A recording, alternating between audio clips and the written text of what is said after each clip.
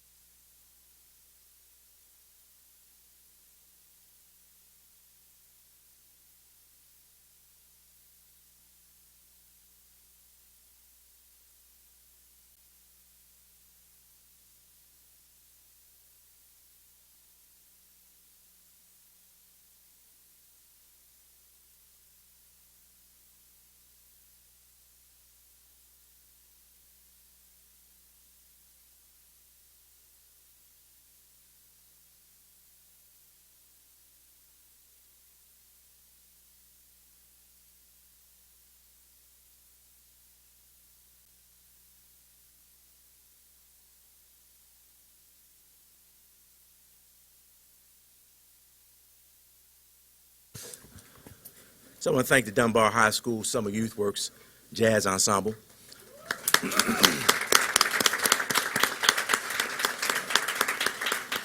Its director is Charles Funn. Trumpet was Jonathan English. Spray Starks, Antonio Knox. Trombone, Keith Henson, Brandy Scott. Adishaya Hill. Tenor sax, Janae Thomas. Shania Dupree. Alto sax, Rain White, Jawan Derry. Baritone sax, Tyree Mason. On acoustic bass, Farron Rowling.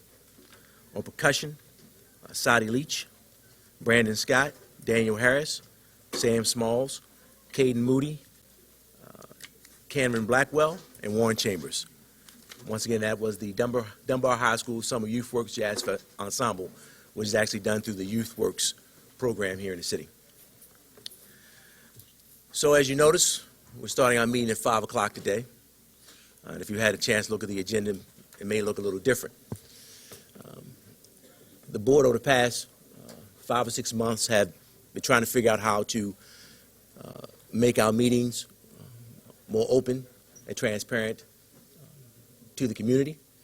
And so doing, we've decided that many of the discussions that we have in exec session actually should be down here in the public forum, specifically when we go through the consent agenda. Plus, it gives you an opportunity to hear the thinking of the board and sort of thinking of staff on some of the procurement items and other action items that are on the agenda. So I'll ask you to bear with us because this is our first day trying it out, and hopefully I'm able to keep it moving at a decent pace. And with that being said, I need to turn to 1.03, our moment of silence. We'd like to take the time to recognize the passing of one of our city school students, Kenya Skinner.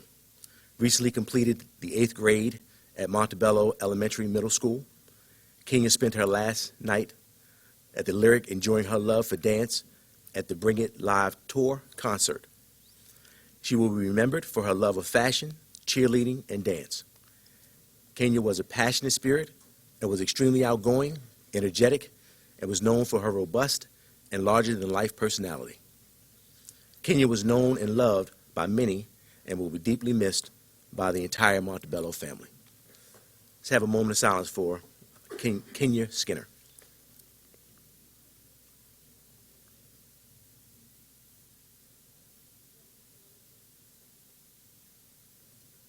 Thank you. Turn to 1.04, approval of prior open session minutes and closed session summaries. Do I have a motion? Move to accept the prior motions minutes. Motion by Commissioner Ike Hubbard. Do I have a second? Seconded by Commissioner Bondima. All those in favor, please raise your hands. Commissioner Towns, Commissioner Berkeley, Hassan, Canham, Ike Hubbard, Cooper, Kashani, Chinia, Frank, and Bondima. Vote passes 10-0. Turn to Section 2, approval of personnel and quasi-judicial matters, consent agenda. The only item pulled from consent was 2.02, appeals and hearings case number 17-03A, PT. All the other items remain on consent. Do I have a motion? So move to accept? To accept by Commissioner Berkeley. Second. And have a second? Second. Seconded by Commissioner Ike Hubbard. All those in favor, please raise your hands. Commissioner Berkeley, Hassan, Canham, Ike Hubbard, Cooper, Kashani, Chinia, Frank, and Bondima. Vote passes 9-0.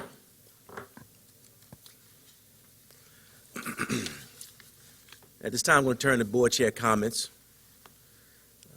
We have a farewell to our student commissioner, Mr. Jonathan Towns, who has been with us, I believe, for 2 years, if I'm not mistaken. And Jonathan, from day one, came with some ideas and some thoughts of how we could do things a little better. And he was when he decided to speak, he was very clear in sort of what he was focused on, with respect to how what we were doing and decisions we were making were affecting students in the schools. And I want to thank Jonathan Commissioner Towns for that spirit that you brought.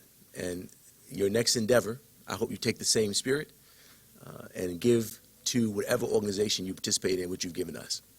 So I want to thank you for your service, and I think we have a nice gift for you.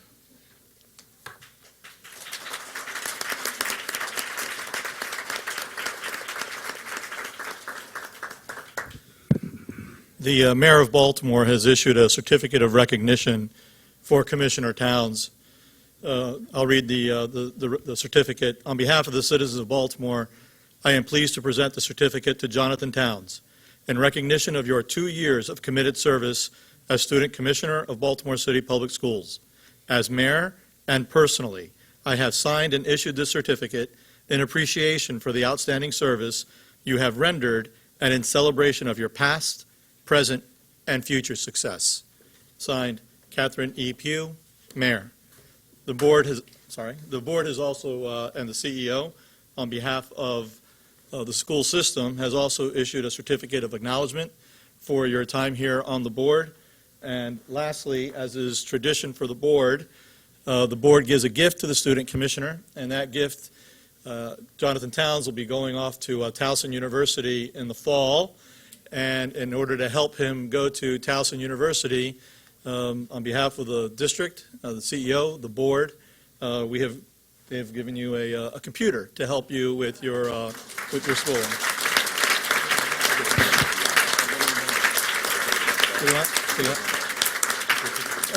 That one. Yeah, that's nice. It's a much nicer bag than mine.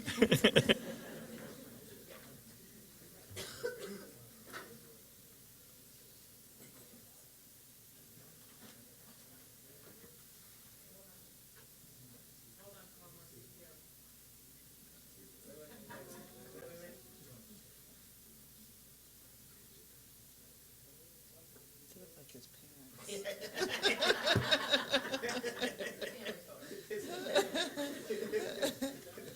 They did, don't they? You all were laughing because you look like his parents. That's right. That's right.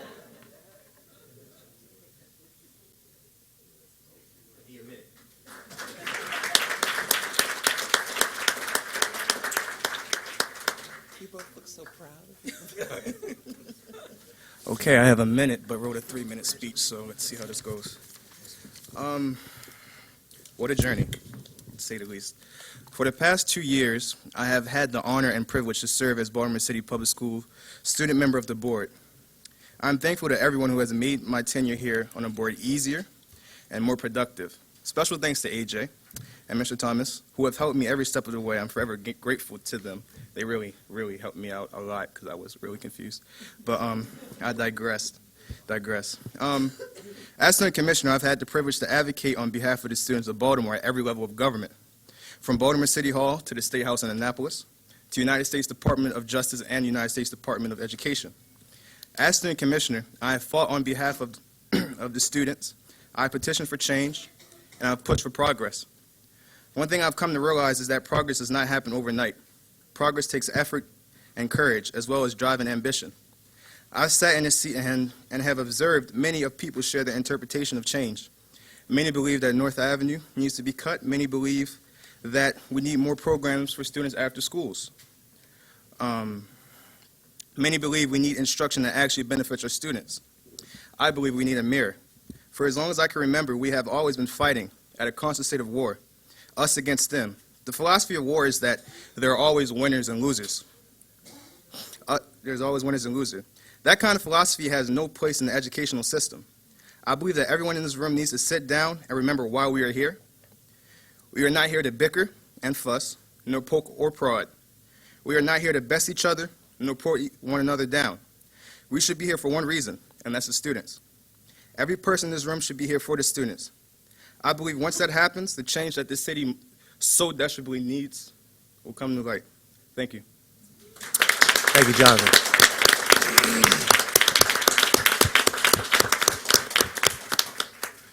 And so we have now, as a board, selected our first young lady to be a student commissioner. Well, that's what you said. Latina. Oh, I'm sorry. I apologize. First Latina young lady to be our student commissioner.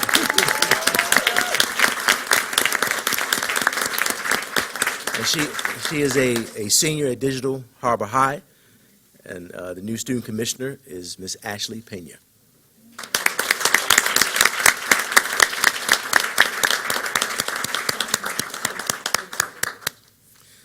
And so the ceremonial, one gets up, one sits down. We love you, but it's time to go.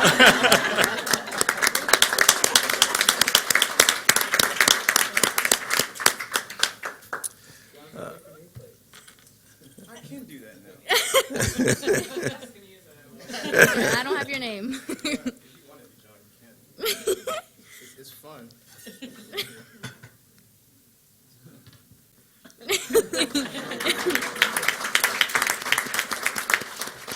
So Commissioner Pena, would you like to say a couple words? Don't forget your computer. Okay. Hello, my name is Ashley Pena. I'm 16, soon to be 17 this upcoming September. I'm an honors student at Digital Harbor High School, and I'm Baltimore City's new student commissioner. I was born in Annapolis, Maryland, but I have been in Baltimore for 6 years. Both my parents are from El Salvador, making me Latina and proud. I have many visions for this position, and I know I'm prepared to listen to students, but also parents and the community. One of my goals would have to be visiting schools or talking to students one-on-one. I know you can collect so much more information, but I also know communication online will be important. So I will make sure to be available whenever necessary. Some of the issues I will want to speak upon would be budgeting. I want to provide what students and teachers feel towards it and how it's affected them. I also want to bring up the issues between the community and schools. I want to facilitate a better atmosphere so the two can better communicate and resolve issues. I know that I am here to serve and hear the problems that students face and report back to the council. When I leave my position, I want to be recognized for my contributions to the city and how I've made students' school life more enjoyable. I also want people to know I was here to listen and to help to all my ability. This position was made to hear what the students go through and what they feel about their education.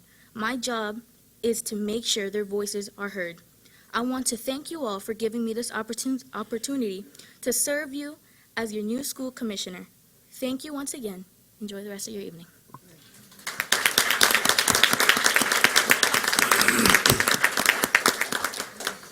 Thank you and welcome, Commissioner Pena. Now we'll turn to 3.02, gifts and donations. We'll acknowledge a gift of $77,147 to be used on student-led greening and energy conservation programs within 43 schools in the district from the Baltimore Community Foundation.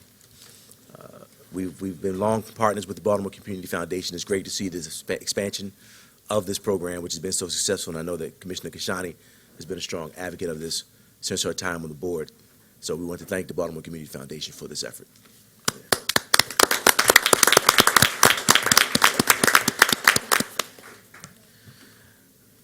So, Dr. St. Lisa, there seem to be a lot of people here waiting on you.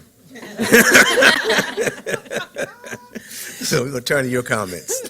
Thank you very much, Chairman Cooper and the entire Board of Commissioners.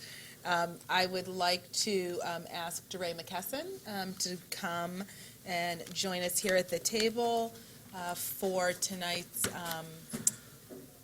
the first half of tonight's PEP agenda. So board and CEO, we have a big PEP today. There are 35 people in the PEP. Dr. Santelises and I will split it up as usual. So I will read the first half of the PEP. If I call your name, please stand when it's called and we will recognize you, and then I'll pass it over to Dr. Santelises. I'll start with a set of assistant principals. So recommended that Christopher Gibbs, currently assistant principal at Violetville Elementary, be reassigned as assistant principal at Excel Academy. Recommended that Corey Jones, currently assistant principal at New Era Academy, be reassigned as assistant principal at Friendship Academy of Engineering and Technology. Recommended that Danette Van Dunk, currently with City Schools, be reassigned as assistant principal at Beachfield Elementary Middle. Recommended that Dwayne Dowell, currently assistant principal at New Hope Academy, be reassigned as assistant principal at Achievement Academy at Harbor City High.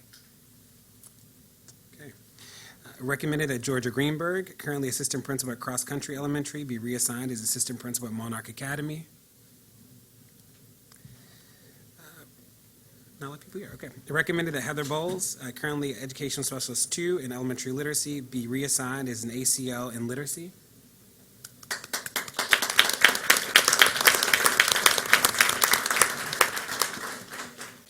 Recommended that Linda Little, currently assistant principal at Woodhome Elementary Middle, be reassigned as assistant principal at Dunbar High.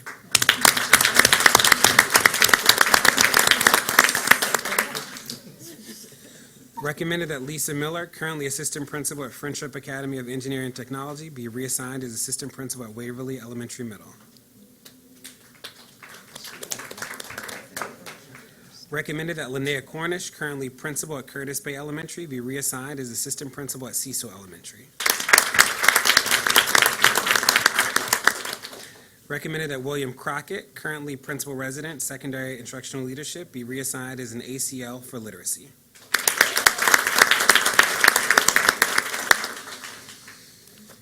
Recommended that Jalima Alicia, currently special ed liaison, be appointed coordinator in specialized instruction. Okay. Recommended that Catherine Martin, currently literacy consultant, be appointed Ed Specialist 2 in Literacy Initiatives. Recommended that Levi Straight, currently teacher secondary, Digital Harbor High School, be appointed Ed Specialist 2 for Mathematics.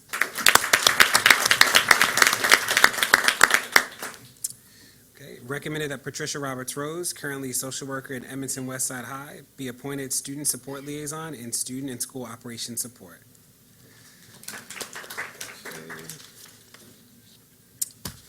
And the last step for me is recommended that Erica Goodrich, currently assistant principal at Mervo, be assigned assistant principal at Excel Academy. Recommended that Jennifer Gerwig, currently assistant principal at Frederick Elementary, be reassigned as assistant principal at Guilford Elementary Middle. Recommended that Juliet Neal, currently assistant principal at Benjamin Franklin High School at Masonville Cove, be reassigned assistant principal at Bluford Drew Jemison STEM Academy West. Recommended that Lenore Taylor, currently principal resident for secondary instructional leadership, be reassigned assistant principal at Cherry Hill Elementary Middle. And the last one for me, I recommended that Luis Espinoza, currently principal at Banneker Blake Academy of Arts and Sciences, be reassigned assistant principal at Lakeland Elementary Middle. The rest are for you, Dr. Santelises. Thank you, Mr. McKesson. Can everybody hear me? It just feels different tonight. Can you hear me? Okay. And let me wave at me if I have to project more, because I can't hear myself. Okay, great. You can? You don't have it? The speakers aren't on? Oh, they're behind us. Okay, sorry.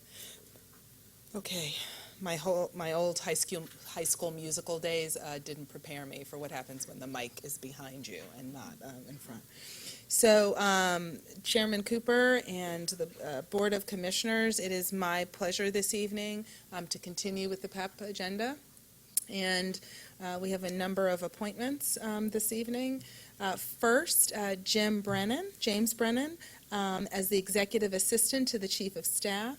Mr. Brennan has supported the Chief Executive Officer or Chief of Staff for the past 8 years. He has over 40 years of experience in communication, and his expertise has strengthened communication and engagement with a range of stakeholders.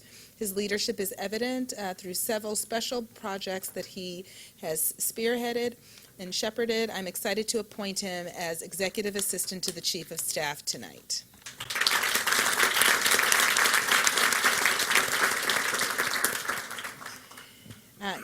Next, we have Christy Lewis, Executive Assistant to the CEO. Ms. Lewis has been a key member of the City Schools Family and Community Engagement Team for the past 9 years in her role as specialist. She's worked to support schools in developing plans to engage families in a thoughtful way that allows them to build a strong learning community. In her new role as Executive Assistant to the CEO, she will help me implement the blueprint for success across all city schools.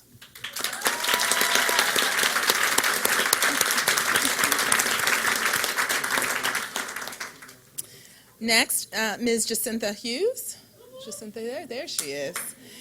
Director of Transportation Services. Ms. Hughes has been a leader in the office of the Chief Operating Officer for nearly a decade and has recently served as the Interim Director of Transportation Services. I'm excited to appoint her tonight as the Permanent Director of Transportation Services.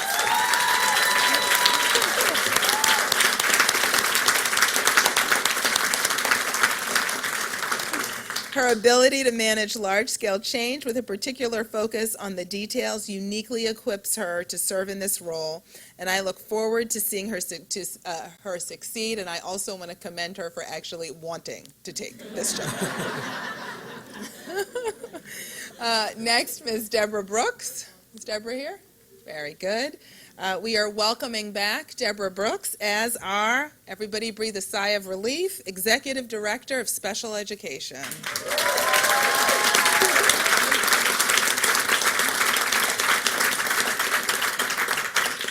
Ms. Brooks has been an educator for over 25 years, working in a range of leadership roles with a specific focus on supporting students with special needs.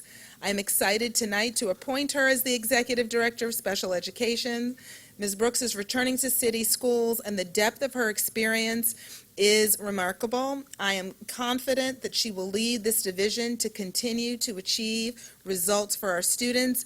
Ms. Brooks is a former principal, a former teacher, a former central support special educator. She has a depth and full range of experience, and she is coming. I want you to know that I talked to Dr. Dallas Dance, who since he has left Baltimore County, said it was okay to steal her back. So thank you. Next, Stacy Place-Toast.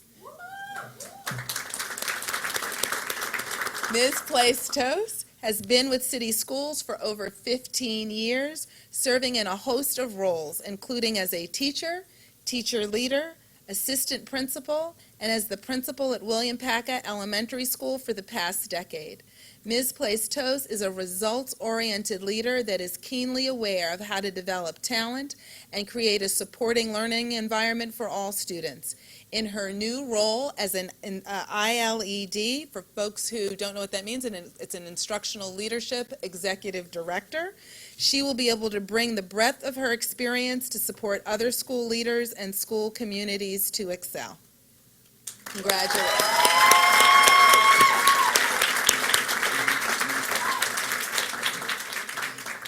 Next, I will, by the way, I will reserve comments for our current Chief Human Capital Officer to the end of the PEP, but the only way he is being allowed to leave is that I am proud to announce, pleased to announce Jeremy Grant Skinner as our next Chief Human Capital Officer.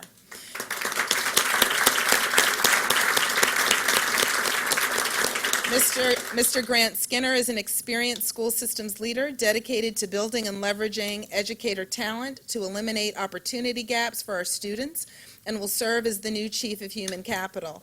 He began his education career 15 years ago as a teacher in Baltimore City Public Schools and remains committed to our students and the city he calls home.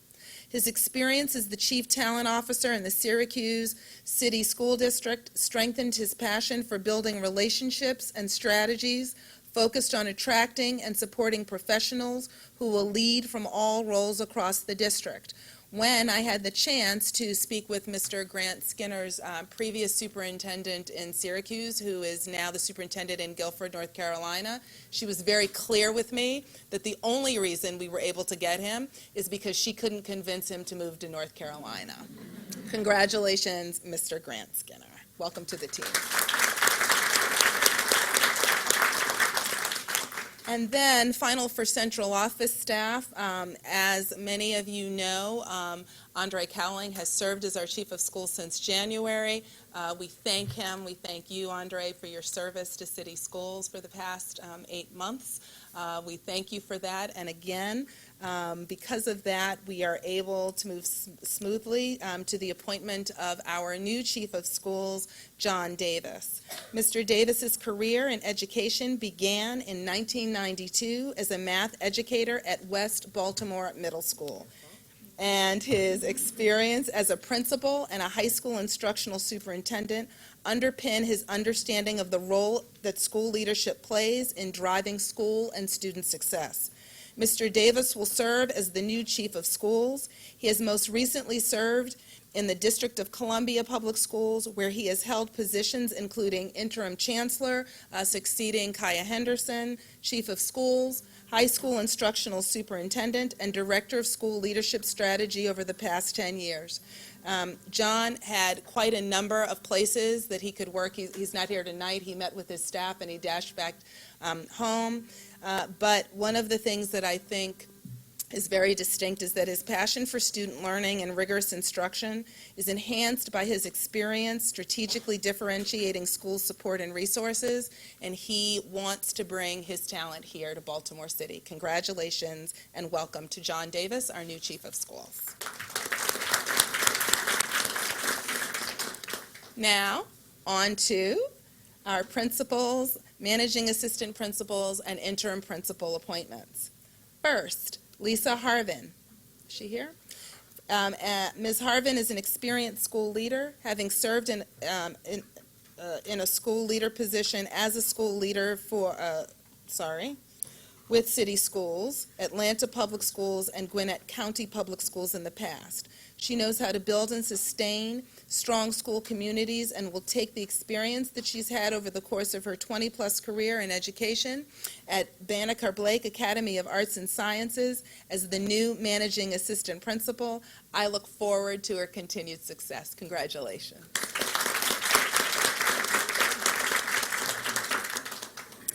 Next, Joshua Bailey.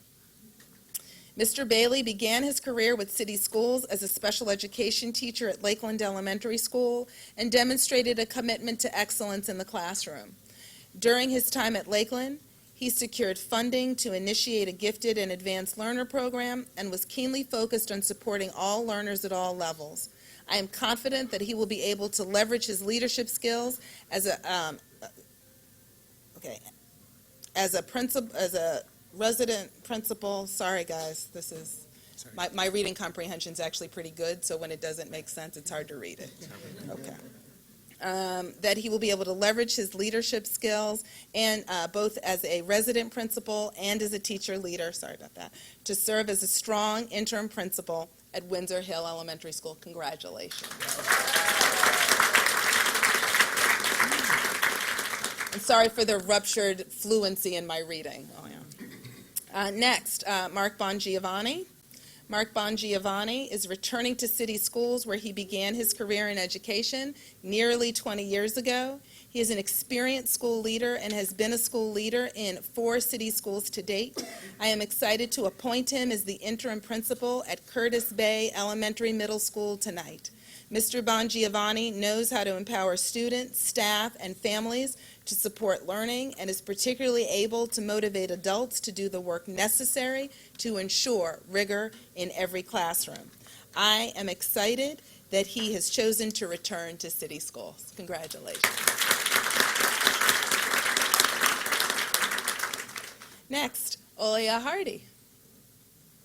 Ms. Hardy supported the William Packett Elementary School as a principal resident in school year 2016-2017, this year.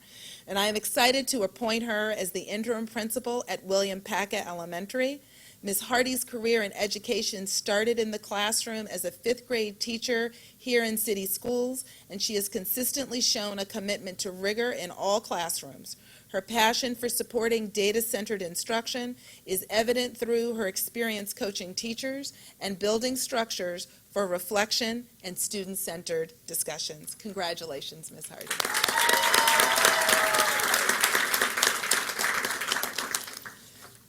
Kiara Hargrove. There you are. Ms. Hargrove has been an educator for 20 years, having worked in Baltimore County and D.C., and spending the majority of her career here in city schools, beginning at Baltimore Polytechnic Institute. She has been a proven teacher leader and has served as an assistant principal at Johnston Square Elementary School for 5 years. Most recently, Ms. Hargrove served as the school leader at Collington Square Elementary Middle for the end of this past year and was able to assist in supporting a strong school climate.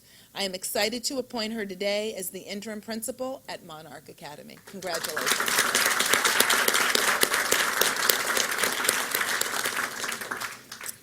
Next, Mr. Sidney Brooks. Mr. Brooks is currently the managing assistant principal at Connections, a community-based art school, where he has been a part of the school team for the past 11 years. His background is as a physical education and health teacher, and he started his career in Baltimore City Schools at Furman Templeton Elementary School. He successfully creates a school environment focused on student engagement and is passionate about the students and community. I am excited to appoint him as the permanent principal at Connections this evening.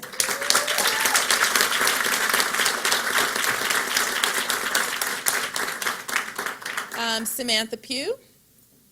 Ms. Pugh has been an educator for nearly 20 years, having most recently founded a high school in New York City and previously serving as a school leader at 2 other schools. She's an experienced school leader that knows how to leverage resources to support a vibrant school community and knows how to transform culture to enhance student learning. I am excited to appoint her as principal at KIPP Harmony.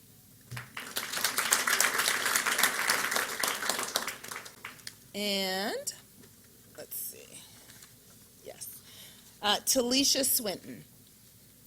Dr. Swinton is currently an assistant principal at Barringer Academy of STEAM in Newark Public Schools. She started her career as a teacher in 2008 and recognizes the importance of building a relationship with families and community members.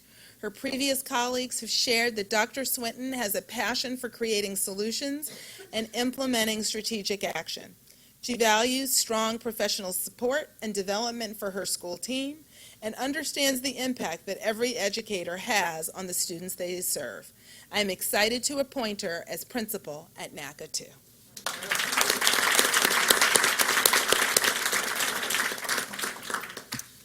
And then finally, Charlene Wilby.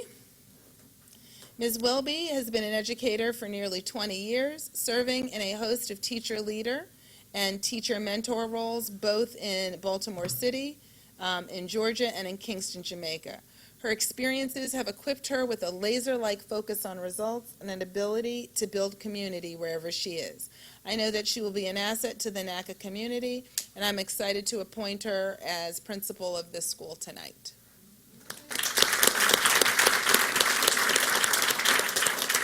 And then finally, as our PEP draws to a close and I transition to the remainder of my remarks, I just want to publicly say a thank you to DeRay McKesson, who came on board to supposedly serve only 2 months, maybe 3 months, and has stayed the entire year. I have said publicly and will say again tonight, Mr. McKesson is the consummate professional. He has done amazing work in lifting our human capital operations, and I have said and will continue to say I would not nearly, nor would the team, have been as successful this year if it were not for DeRay's leadership, his commitment not only to city schools, but to the young people of Baltimore City. It is bittersweet letting him go, bitter because he is just a great person to work with. But also sweet because we know that his impact in leveraging equity for the underserved across our country and the world will continue.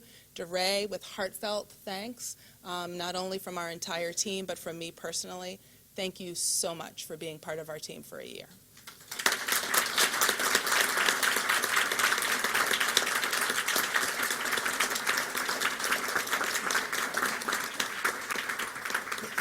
And just so that everybody knows as he leads, I gave him the big hoot goodbye last night with his team.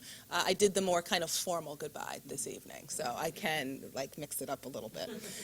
In terms of CEO board remarks, now I would like to introduce a very special video produced by CBS Echo Media at Frederick Douglass High School entitled Hope, Baltimore. This is a particularly special piece of work. Number one, it's absolutely amazing filmmaking and social protest. It's a wonderful example of student voice. It is poetry. It is art. And we're going to invite folks. There you go. And you can actually take a seat because we're going to show your video. And here it is, Hope, Baltimore.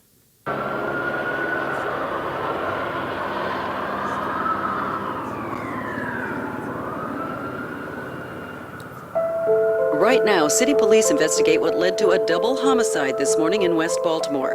Police responded just before 6 a.m. for a reported double shooting. Here, when the sun rises, the darkness remains. Morning light barely visible through cracks in wooden boards and shattered window panes. We're not woken by the light of the sun, but by the eardrum-busting sounds of sirens and angry bullets one by one. Under our pillow is where we hide our dreams, all blessed and alone, so we can still believe in them if we make it home. This week, Baltimore reached a grim milestone, 100 murders before the end of April. Baltimore's mayor is asking for help from the FBI as the city struggles to contain a soaring murder rate. We know we're on borrowed time, so we sit here, blindly writing our own solitary line in an obituary, saying our goodbyes, mourning a place that is dying right before our eyes, straight like the gun's finger that decides our fate. pointing at the heart that beats with fear and fight our demons, voices screaming through the dead of night. They recite, there's no hope, no escape, no chance to break free, walking blood-covered sidewalks on streets of apathy. With balled fist, do we exist among the monsters and the pain? Or do we dare to lift our heads and believe again? It's just a deep cycle of poverty, racism, neglect, kids murdered on the streets in Baltimore. But it is here where the light resides, where our voices will be heard, where we determine our lives, and in the light have faith that change will come, stepping stones to what we can become. If tomorrow not be promised, what would we do today? Would we rise from the dust or choose to fade away? Should we live our lives in darkness like we're already dead? Or step out of the shadows and into the light instead? If we want it enough to believe it, if we trust in our power to achieve it, we can break through. Because here, the world belongs to you.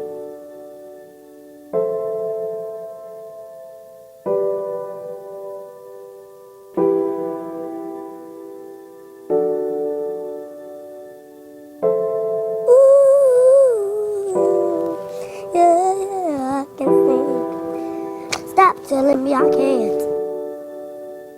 Stop telling me, telling me, telling me, telling me. Oh, I know I can. I don't need you telling me I can't. Cause all you're doing is being mad at me for nothing I didn't do. I know that I can. And I know that I will.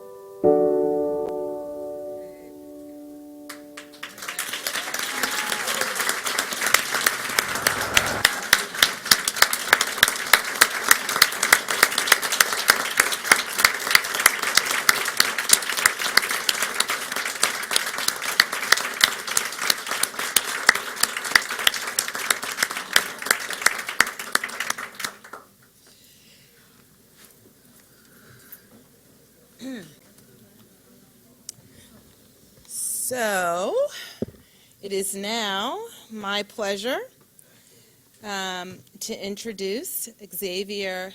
Xavier, help me say your last name right. It is Plater. Very good.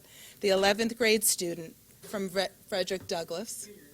Are you see? Oh, that's right. Put me in check. Put me in check. That's right. There it is. The rising 12th grade student, right, from Frederick Douglass, who stars in the video.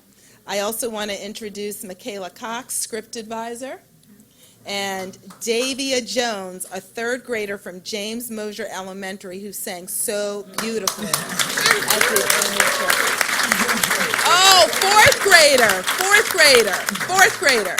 Are you fourth grade now? Okay. Just make, help me out, y'all. Okay, you ready? We also have Principal Kelvin Bridgers of Frederick Douglass, and Xavier, Michaela, and Davia. We want you to be recognized for your wonderful work in this amazing film. First, what I'd like to do is give the board the opportunity just to ask any questions or to share, and then we will present you all with certificates of merit. Absolutely. Anybody want to say? Commissioner Kashani? So who conceptualized, whose idea was the way the video was structured? Because it's it's so professional, the lighting, the speaking, the different roles and different sports that it's just amazing. So, is this thing on? Can you guys hear me? All right, cool. So, all right, nice. All right, so the film was basically, I was nominated in the film to play protagonist in the film. The idea of the film, came from United Healthcare, well, CBS actually, but they was looking for more of an athlete to star in the film, but I used to play football and stuff like that, but they wasn't looking at that. They chose me because I gave them a tour, and I was like, I guess the leader at the Recording Arts Media Production Program, and through that, they knew that I was determined because they seen my work. But the whole story is an authentic piece, originated by me and Michaela Cox. What's written in the story is basically true events, true life events, but we wanted the story to correlate to a scholar's life in Baltimore and how school can be the hope source. And we just wanted to put the piece together. So the visuals that you guys saw in the film basically is true life footage, right, from authentic times in the past. But the CBS, the director and all of them, they came together with the different type of footage in a different type of way that, we could display it, but at the same time, like all of like Davia, was supposedly playing as my little sister in the film. And at the time, I didn't have my little sister, so I couldn't, use a little girl. But we found, a very intelligent, beautiful superstar. And, one of the workers at CBS was like, do you mind her being a part of the film? And I was like, nah, I think she deserves a shot. You guys gave me a shot, so let's give her a shot. And she played her part so well. So, yeah. So Xavier, someone else has a question. No. So I will say that 30 years ago, I sat in your shoes writing poetry. And I spent time in college in a whole seminar of classes writing poetry. And when I was listening to you, the positive strain that you had running through your poetry, even amidst the bleakness that was being portrayed, I found to be very powerful. I hope that whatever it is that you tend to do as you graduate from high school, you continue to work on your art. Thank you. Not be like me and just, give it up at some point, but to continue to write, because what you were saying was so powerful with those images in a city where, it's funny, I have a magazine cover. My father collects things, right? He collects things for like 50 years. 30 years ago, this month, which was when I was about 17 years old, there's an article in Baltimore Magazine. The article says, "Can we stop Baltimore's murder epidemic?" That was 30 years ago. And we're still having the same discussion. And I think that if you and folks like you and others who have this passion to express it through art continue to do this, to keep bringing it to our attention, I hope that you continue to do it. And I thank you for it. Thank you. I also want to say one thing. I really don't want to take too much, compliments for, it just being just me, because it wasn't. There's a young kid named Isaac Wilson. He's not here today. He helped bring the film to life. Michaela Cox with the poetry, the way she written it and everything, it was the real writer is her right here. The real writer is her. I really think that there's many ways that you can express, storytelling and, your feelings and basically your talent. And that's not just through writing, it's through imagery, it's photography, it's a lot of ways, journalism, it's a lot of ways you can do that. But I really appreciate that. But I just want to say that if it wasn't for the team, the film wouldn't be made. If a lot of people give me, the warm welcoming for the film, but I just think that if it wasn't for the team, I just don't think it'd be made. Commissioner Mondima? Thank you, Chair Cooper. I would be remiss if I didn't make a comment, because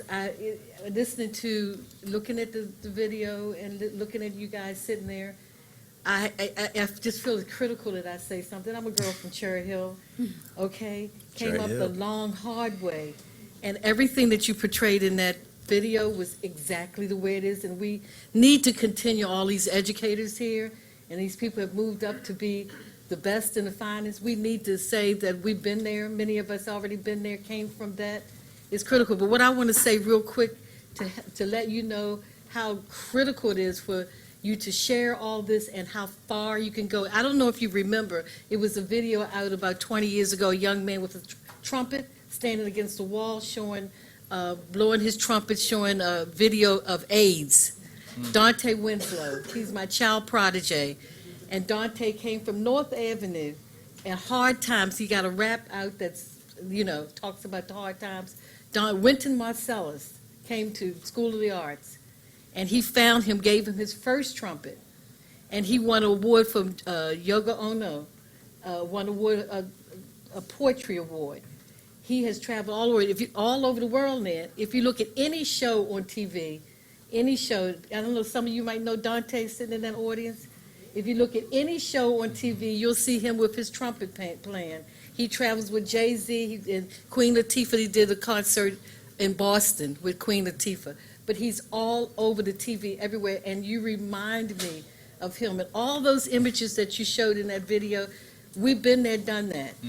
And we need to continue doing it, and we need to show you that as you're growing through this process, if you hit a wall, you got to pass through that wall because you can be as successful as anybody else. And I'm so proud of you, so proud. We got a lot of Cherry Hill people in here. Yeah. Some of them sitting right here on the board with me. Okay, got one of the people over there, one of the, Ham, his father and I played with his father and his brother, who's the cop in there, his father. So I'm just saying to you that all that you've done, you're going to go far. You just have to keep on pushing. And all of these people in here are going to be there for you. Thank you. Thank you. Commissioner Hassan and High Covered. So I think that there's a young woman at the table that has something she would like to share with us. Would you like to tell us about your experience in this?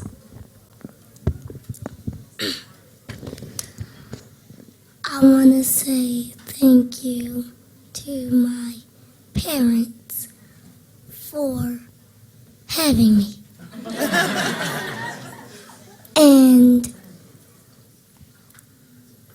And I want to thank you to Mr. Phil for having me in this movie. And I didn't really know that I'll be here with a lot of people in this boardroom. And I'm really, really happy to be here. So, yeah.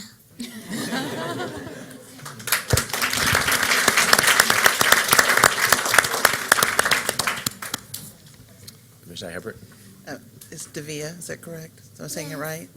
So when I was watching you watch yourself and I saw you do this and be embarrassed by it, but I want you to realize how powerful a message you're bringing in that film and to hold your head high. And I was so moved emotionally by it. I just want you to know how impactful and powerful a role you played as well as the other two sitting there. But don't cover your face. Enjoy the moment because you deserve it. You deserve every accolade and accomplishment you've done with the film. So thank you. Thank you. You're welcome.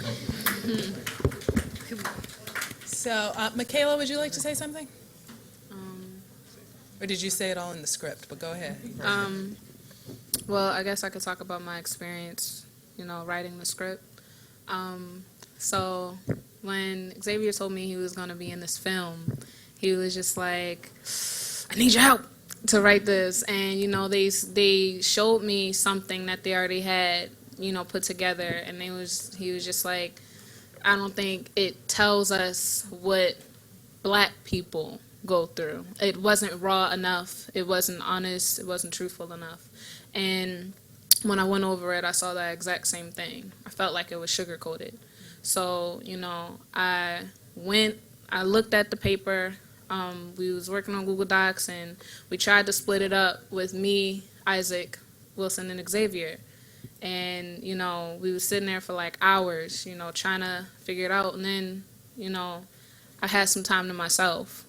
And I'm like, why is this so problematic? We go through these things every day. And, I started writing and actually really feeling that, starting from the idea that when Black children leave their house every day, there's not 100% chance we might make it home every day. And having that in our minds while trying to be successful, while people telling us that we can be successful, sometimes it can feel impossible. So, when we started writing, that was the things those were the things that were going through my head. So, yeah. Wow. Great.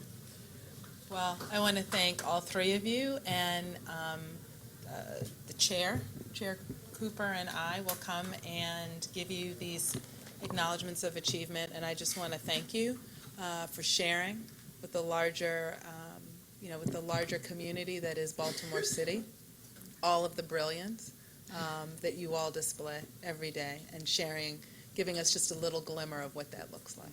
So thank you. Thank you.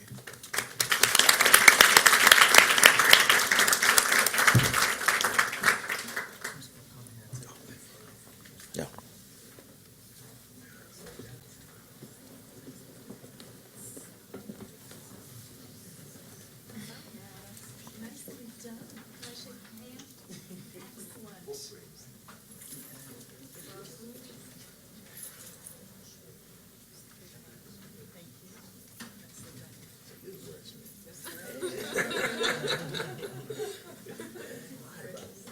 You all all right for a picture?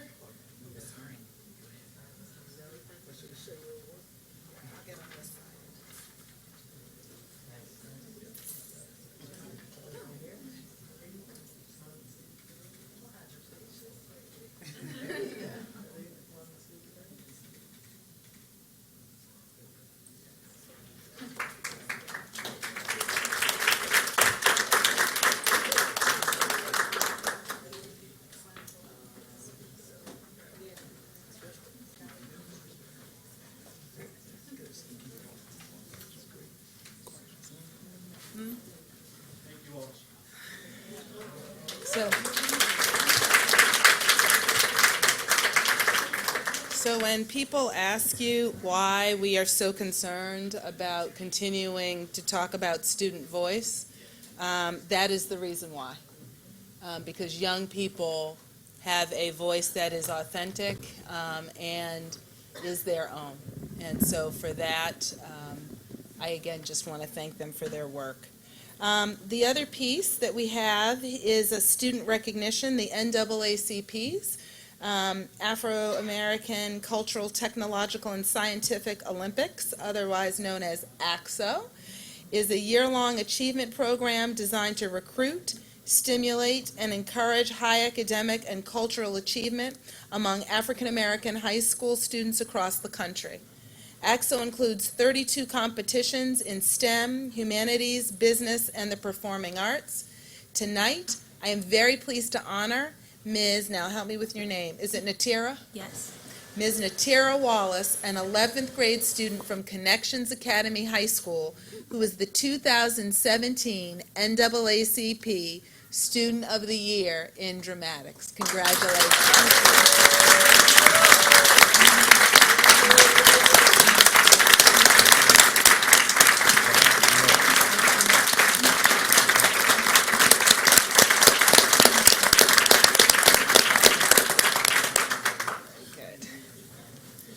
And, what was I going to say? And Natira, would you like to have a few words?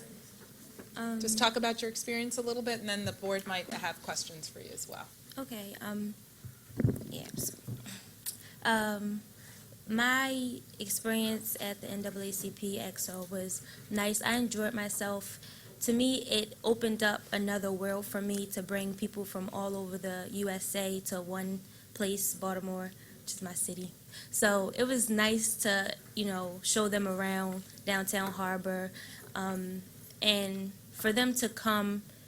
It was one moment where we were all in the room and we were rehearsing for the winter ceremony, and I felt like it was awesome to have so many black youth people in the room without arguing or, having any issues with each other. We actually getting along, not knowing each other from different walks of life. It was amazing. I really enjoyed myself. And it was another moment where we were walking downtown to go to the hotels after rehearsal, and I didn't feel like I was in Baltimore. I felt like I was somewhere with them just having fun, because I love to live in the moment so that I can remember to want to relive the moment. And it was awesome. I enjoyed myself. Very good. Congratulations. Any questions? So help me understand dramatics. What does that mean? Dramatics, to me, it's an art of explaining, I don't know how to put it. To me, can catch your attention and show you different people of what they go through, or it can also give I'm looking for a word, it can also give a representation of different walks of life, as I say again. So when I was younger, I was a big fan of Tyler Perry. I used to always watch his plays all the time because I loved the message that he would give as he was acting. It wasn't just him acting. He had a message to go with it. And to be so young and to understand that, that's where I really knew that I did want to act, and I wanted to do the same, give a message, whether it was sad, happy, exhilarating, any kind of message that was positive to wake people up in any kind of way. Great, thank you. Well, thank you again. Congratulations again. And just as a footnote, 35 years ago, I also participated in AXO. I was a poetry contestant, and I want you to know I did not make it as far as you did. So congratulations. Thank you. We have this certificate.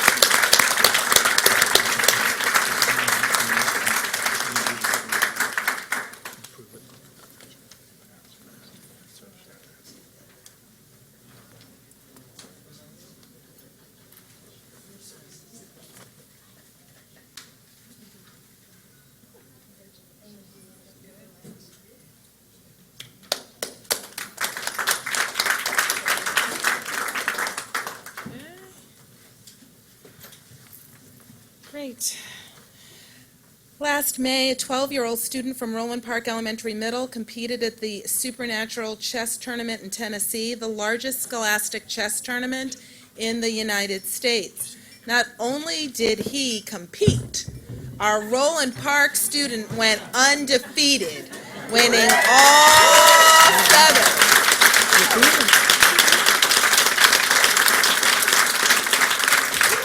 Winning all 7 of his matches in the K8U1000 group.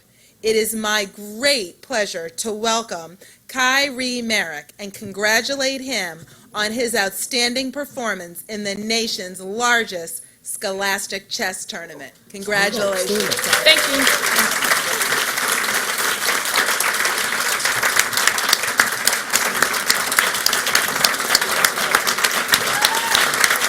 Great, super proud of you, buddy.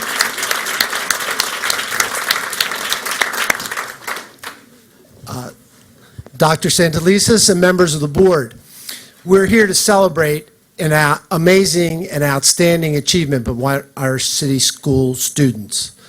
But let's reflect on how we got here. The chess program started in 2003. We had no chess clubs in the city school system to speak of. We had no scholastic chess tournaments held in the city, and we didn't compete in any tournaments. Fast forward, 2017. In the last 6 years, Baltimore Kids Chess League has had 3 teams win a national championship. That's right. And this is our first individual national champion. Woo!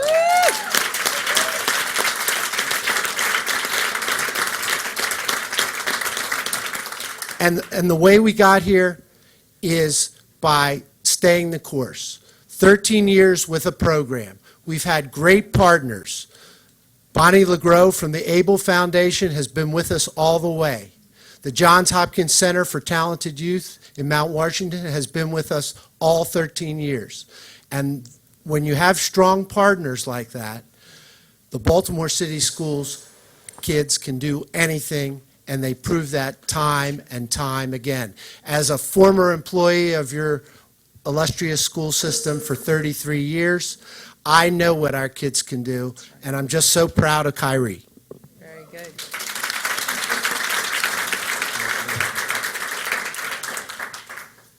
Now, Kyrie, I play a little chess.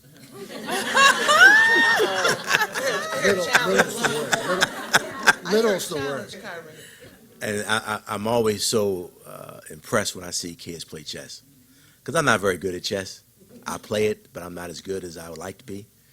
But I keep playing it because it forces my mind to continue to think in multiple ways that I wouldn't necessarily do on a daily basis.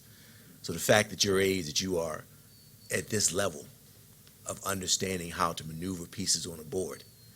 It may make you a very successful politician or businessman one day. Mr. Cooper, let me just warn you, the last chairman of the board, Yeah, I Neil know. Duke. Mr. Duke, yes. Mr. Duke played one of our students a few years ago, so you might want to call him. I remember. Oh, okay. Great. Commissioner Hubbard. Kyrie, do you want to say a few words about your accomplishment and what you're doing next steps for you? I would like to say thank you for inviting me here, and it was a fun experience to do. It was just something that I wasn't expecting, but I had help along the way from all my parents and my coaches and just everyone who believed that I could accomplish it. That's fantastic. Are you going into 8th grade, 9th grade? Yes. 8th grade. And can I hire you to teach my son how to play chess? You got the Trey Mancini shirt, he'll love it. And plus your check, yeah, I love it. Okay. Thank you. So Kyrie, we have a certificate here that does not compare to that like 5-story trophy. That's right. But we want you to know that you not only have made your family and your mentors and coaches proud, but you have made all of Baltimore City proud, and you have made Baltimore City Public Schools proud. That's right. Congratulations.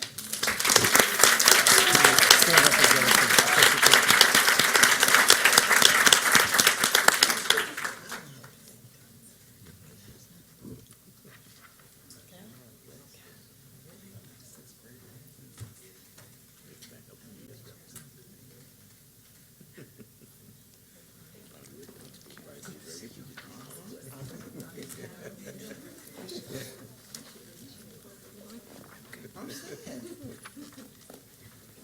How much you gonna charge? So just remember these, young people, when you hear the narratives about city schools, when you hear the narratives about young people in urban centers, when you hear the comments, when you hear the names and the labels that they are given, remember our AXO winner, remember Kyrie, remember the brilliant filmmaking.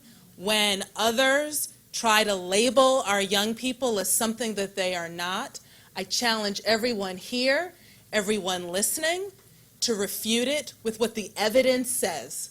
And that is that our young people are just as capable when they are supported, when they are invested in. There is brilliance, and we all benefit from who they are.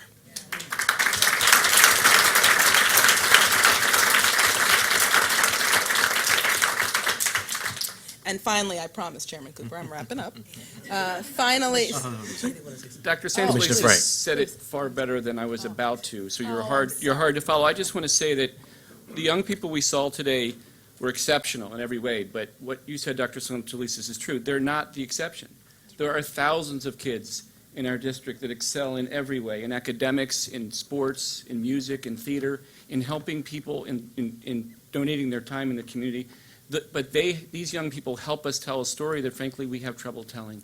And we could never tell it like they told us today. And we are so proud of everything they did and everyone in the district who excels this way. That's right. Thank you, Commissioner Frank. This story about him, this should be on the front page of the Baltimore Sun. This should be like a feature-length article, like this national chess champion thing. Like, what will it take for people to know this story? All right. Good. I'm glad.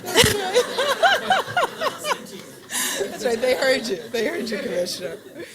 And then finally, this evening, I would like to recognize several of the participants in the 2016-2017 Teacher Leader Program. This leadership program is sponsored by the Baltimore Teachers Union. Leadership is one of our top 3 priorities in the coming year as part of our blueprint, and nowhere is leadership more important than in the classroom.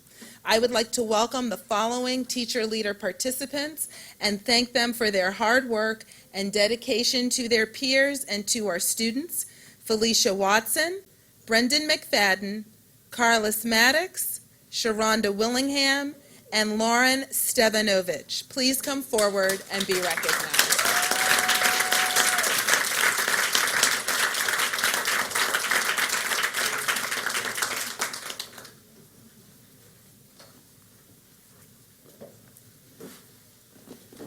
And would you all mind just kind of sharing your names and one of the things that you thought for each of you made this leadership experience as impactful as it was?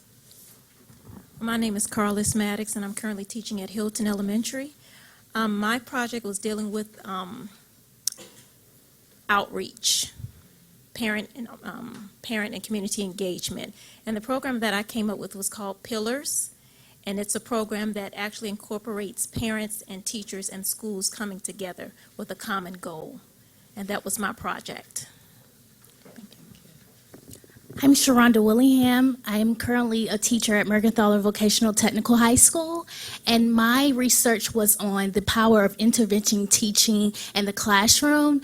Basically, we give students the opportunity to reflect upon their data, things that they've scored on their tests, and the teacher reteaches the information to them, giving them an opportunity to grasp the information again, and then we retest them. And so the results of it was very good. The students said that they liked the fact that the teacher gave them the opportunity to relearn information that they didn't get the first time, and then to show their knowledge again. And the data showed that this technique improved students' performance on tests, and therefore their class averages and personal averages for the class. So it was a very good opportunity to do action research in the classroom, and then to be able to share it with my colleagues as its content leader. They were also using the technique in their class, and so hopefully it's a domino effect, and Mervo will be starting to use this technique across all grades. My name is Lauren Stefanovich. I'm a fourth grade teacher at Moravia Park Elementary, and my project was around reading motivation and student choice. And through a variety of programs, such as a literacy day where the students dressed up as their favorite storybook character, to a reading fair where the students, similar to a science fair project, were able to showcase a book that they enjoyed, including giving the students choice when reading independently throughout the school week. I found that students at my school dramatically increased the amount of time that they wanted to read and the variety of books that they actually chose for themselves. So it was a very beneficial program for my students as well as the students in the entire school. Thank you very much. Are there any questions from the board or comments? Commissioner Berkeley? If you have any ideas, any of you, now or later, if you can get in touch with us about how can we encourage even more of this with teachers, because teachers have so much information about how to be effective, and teachers are always looking for new ideas. So it's sort of a request. Now that you've done this, do more. That's what we do with teachers, right? Thank you very much. I know personally that I actually personally recommended this program to many of my colleagues because it was so beneficial to me and my instruction. And it's beneficial that teachers are able to choose what they're interested in, not that someone's making them do something. I would say that just promote the idea that you want to hear from teachers, and they will take the opportunity to show their expertise. I feel that a lot of problems in a school, the teachers have the know-how, but a lot of times they're timid in expressing those ideas. So I just think having that open forum and space to tell teachers it is okay, it is safe for you to find out new practices and use research, and you be the leader of your classroom and of your school. I would say the same thing. Have an open forum for teachers. There's a lot of issues in Baltimore City Public Schools that the teachers have the answers to, but we need to give them a voice so you can hear that answer. And I think a forum would be a proper way to do that. A lot of issues we already know. We're on the front lines. We're on the battlefield. We're on the front line. We know. So I would say just have a forum for teachers so that we can voice our opinions on what we think should be done. Because we know firsthand, we work with the kids firsthand, so we know. Thank you. You may be hearing from me. Okay. Thank you. Commissioner Cheney? Thank you. I just want to commend you all for what you did, but also happy to see that we are recognizing that, as we want to focus in on leadership, that leadership begins in the classroom. So not only are you good examples for other teachers in your own schools and throughout the system, but you're also good examples for your students to see that as teachers, you continue to experiment, to hone in on your craft and to learn more, and then to motivate them to do more. So congratulations on that, continuing your leadership role. And we do thank you for that. Thank you. I just want to thank you all, and I will come forward and just, again, an additional, I know that your colleagues within the BTU, and I know that Ms. English is here and Dr. Johnson are here, have already recognized you, but please accept this as additional recognition for the leadership that you have demonstrated, and that is leading from the classroom. Thank you.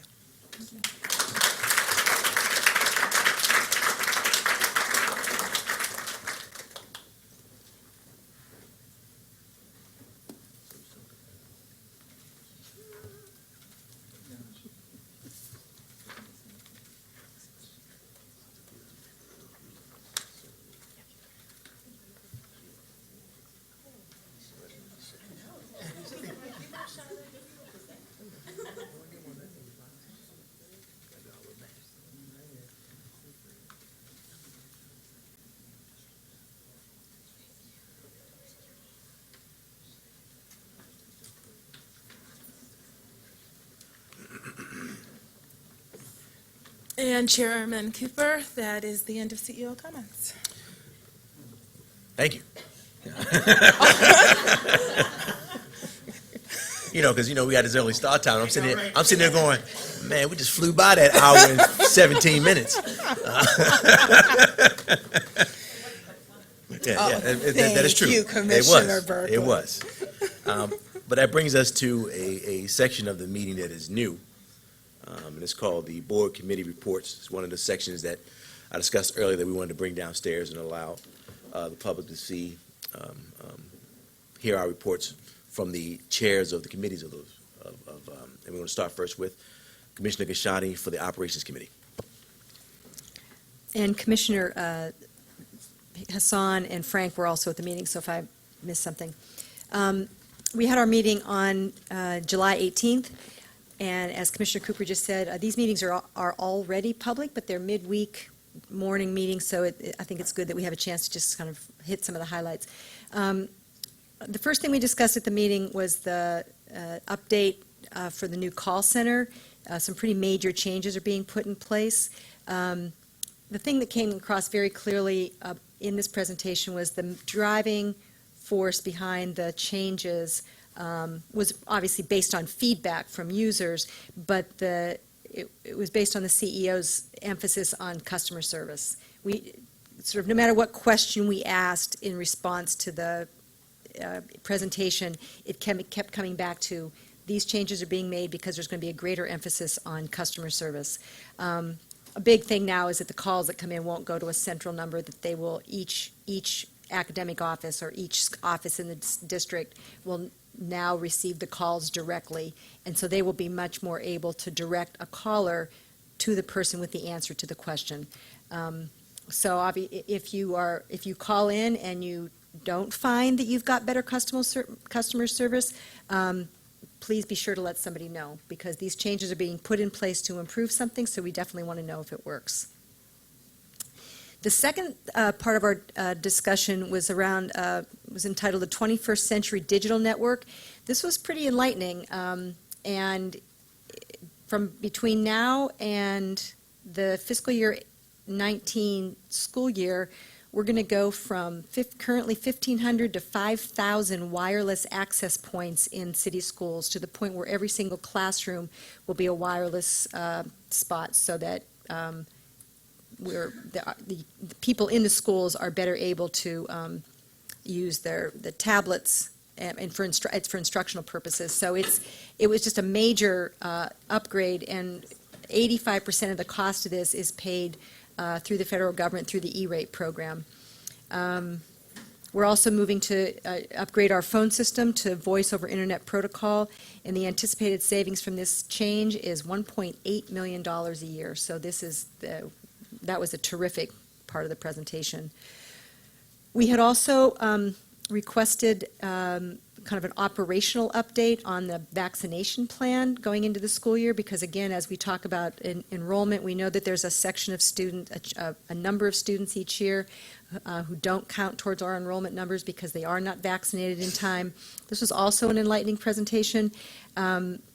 We found out that we did have a 99.5% compliance rate last year, but we also learned that they weren't all in compliance by the deadline to count for per pupil funding from the state. So, and this year, there's a couple of complications because they added a new vaccination for meningitis, so it's yet another vaccination that has to happen. And because school is starting later, it's also a shorter window, and that the last day for vaccinations is September 25th. So we only have 20 calendar days once the school year starts to get this done. One of the things that came through loud and clear was how much our team, led by Louise at Home and Hospital Office, how much we do to try to support the students and families to get their vaccinations. So if you need any help or you don't know what to do, please reach out to the school system. They've got any number of ways to help students and families to get this done. Martha, did you want to say something about that? I just want to really, really reinforce that it's a 7th grade immunization. So for those of us who had kids and what they're done when they're 5, there's another, it's at 7th grade and again at 8th grade, if I'm not incorrect. So just to be really mindful, spread the word to your families, your communities, at your churches, everywhere, because by September 25th, they have to be vaccinated or they can't be in school. Those were the 3 main discussion points. We had a number of things we discussed in the procurement part of the agenda, but I'll wait till we talk about the procurement items. Anything you want to add, Commissioner Hassan or Commissioner Frank, from the meeting? Okay. Thank you, Commissioner Kashani. We'll turn to Policy Committee. Commissioner Hassan. So part of the beautiful thing about getting to bring this to you is to show you a little bit about the process of policy. So we'll see the policy. We have the entire calendar is available for you to see what policies are upcoming. At the policy committee meeting, we have a reading. We help with the drafting, language, questions, ideas. And we have piloted that being the first public comment at a committee meeting opportunity. So if you are available between 3:30 and 5 on Wednesdays, the next meeting happens to be August 15th, you can email or call the board office to sign up for public comment in advance so that you can have input. I also would encourage teachers, if you have students that have policies that are upcoming that are relevant to them, or teachers and paraprofessionals with policies that are relevant to you. It really is the policy work that drives the teaching and learning and the operations and supports the structure. It's the skeleton of the schools. So we have to get it right, and we have to have your input to make that happen. So at the last meeting, we discussed policy JBA and JBB, which are the non-discrimination of students and sex-based discrimination policies. Baltimore City Schools has always had a practice of ensuring non-discrimination for students. This policy is being rewritten, though, to separate it out and put all the student policies together. So if a parent or a family or community member wants to make sure they know what policies apply to the students, they're all the J section policies. So these 2 policies that we will then see, we saw them in the committee, now we'll see them as a first reader. There's a public policy input process where you can go to policy@bcps.k12.md.us to weigh in as well, along the way between the first reader and the second reader, and then the board votes to adopt. So there's a lot of places where the public can engage in this, but for these 2 particular policies, they're primarily being done to simply highlight where you can find policies that are directly impacting students around discrimination and discrimination. So, thank you. Next up, Teaching and Learning, Commissioner Cannon. Yes, thank you. I was joined by Commissioner Berkeley, Commissioner Chinia, and Commissioner Hyde Hubbard. This morning, we had our teaching and learning meeting. We approved the calendar for the year. If you can see, what we've done is kind of really look to kind of reduce the topics so we can really go down and deep and have good strategic conversations. So encourage people to come, to look at the calendar. You can see we front-loaded the topics aligned to the blueprint and priorities of literacy, wholeness, and teacher and leadership, teacher and school leadership on our calendar, so that can inform our budget conversations for our next coming year. A substantial part of the meeting was around our pipeline update, how we're working with teachers and school leaders, and how we're doing on school recruitment for teachers and principals, and just looking at our pipeline programs at the same time. And so I think one of the headlines is across the board, we're basically hiring between 500 and 600 teachers a year. And I know that's hard to kind of balance, that we just went through this an overall reduction in force, and we talked about that because these are positions based on attrition that happen at the same time are filling needs. Kudos to the Human Capital Office that they've really targeted the subjects in need, like special ed, mathematics, different pieces of the sciences that we've had to have our kind of in-need positions that these pipeline programs have helped. Talked about how traditional programs are still our largest amount of where we're actually finding our teachers. And so there's been really good kind of targeted recruitment on the teacher side that's going on. I think one of the things that we all have to kind of wrap our head around is overall all programs, we're having a 40% attrition rate of teachers leaving after 2 years. So what does that mean? And why is that? And what can we do to support our teachers? And we've asked for more breakdown of information of, is that because we've promoted them? Is that because they've left for other districts?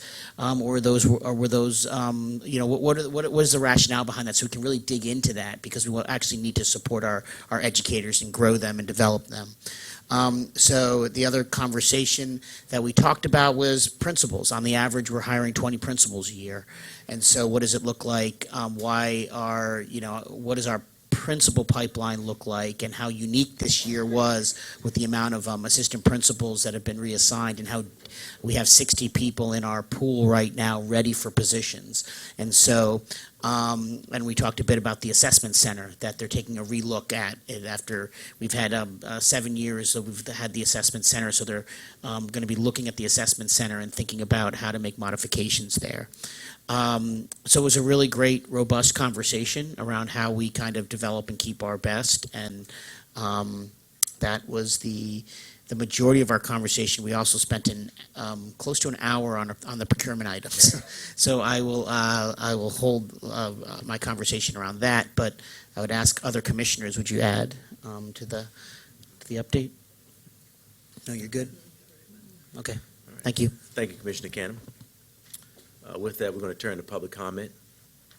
First, we're going to start with the Parent and Community Advisory Board. Trish Garcia-Pila, Chair.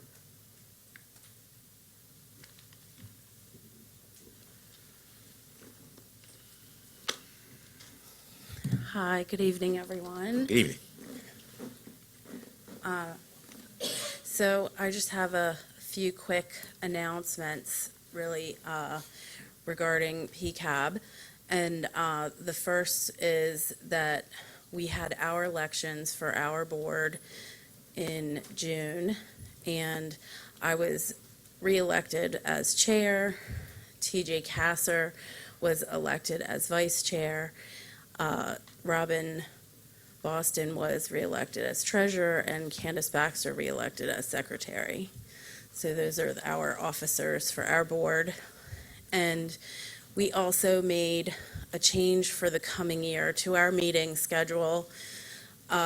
We will only have our big public meetings on the third Thursdays, basically, instead of first and third Thursdays. The law requires 10 public meetings, so we are going back to those 10 public meetings. However, we as a board will be meeting the first Thursdays. We will still be meeting twice a month. If folks really feel like they need to be with us and talk to us on those first Thursdays, they can make arrangements to come to those as well.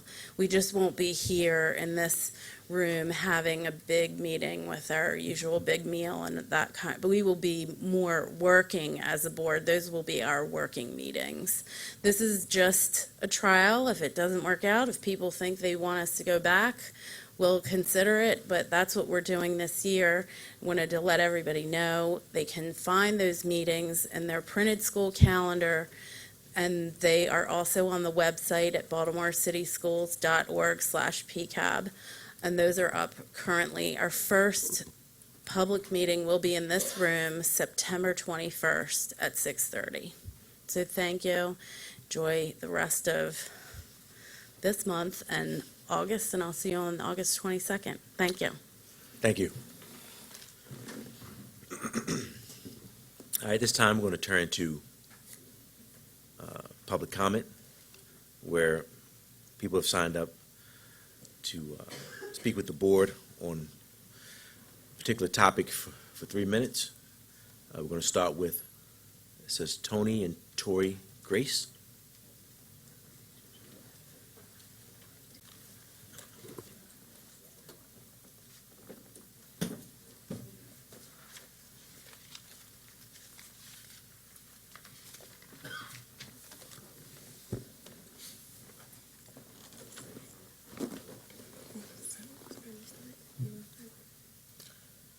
Oh, hello. My name wasn't said, but my name is Regia, and I've been a member of Youth as Resources since 2012. I'm Tony. I've been on the board for about 5 years now. My name is Tori. I've been on the board for like 1.5 years. We wanted to talk about the school police report card, even though it hasn't come up on the agenda yet. We didn't know that it was being presented tonight. And even though we are very happy about the drop in arrests in schools, we are not very enthused about these results. So that's one thing. Me, personally, I feel as though it was a tad bit disrespectful that y'all would like present our results without consulting it with us. We felt like we should have been invited to participate in that showing of those results.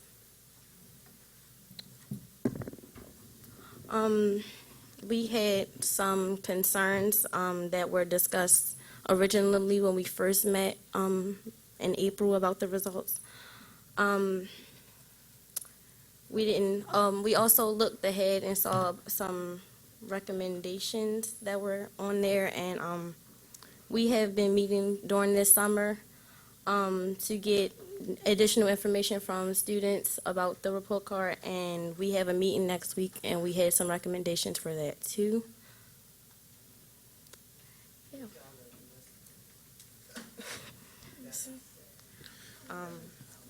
So, my understanding is something was released in the press. Today, on the agenda, it has something about the school police report card results, and we had an agreement that those results were not to be put out to the public without us seeing them first, and we have not seen those final results for our report card. You're referring to the survey results? Yes, we have not seen those results, and we were the ones who did the work to get this implemented. We worked very hard to do this, and we felt like we should have been talked to first before this was put on the agenda.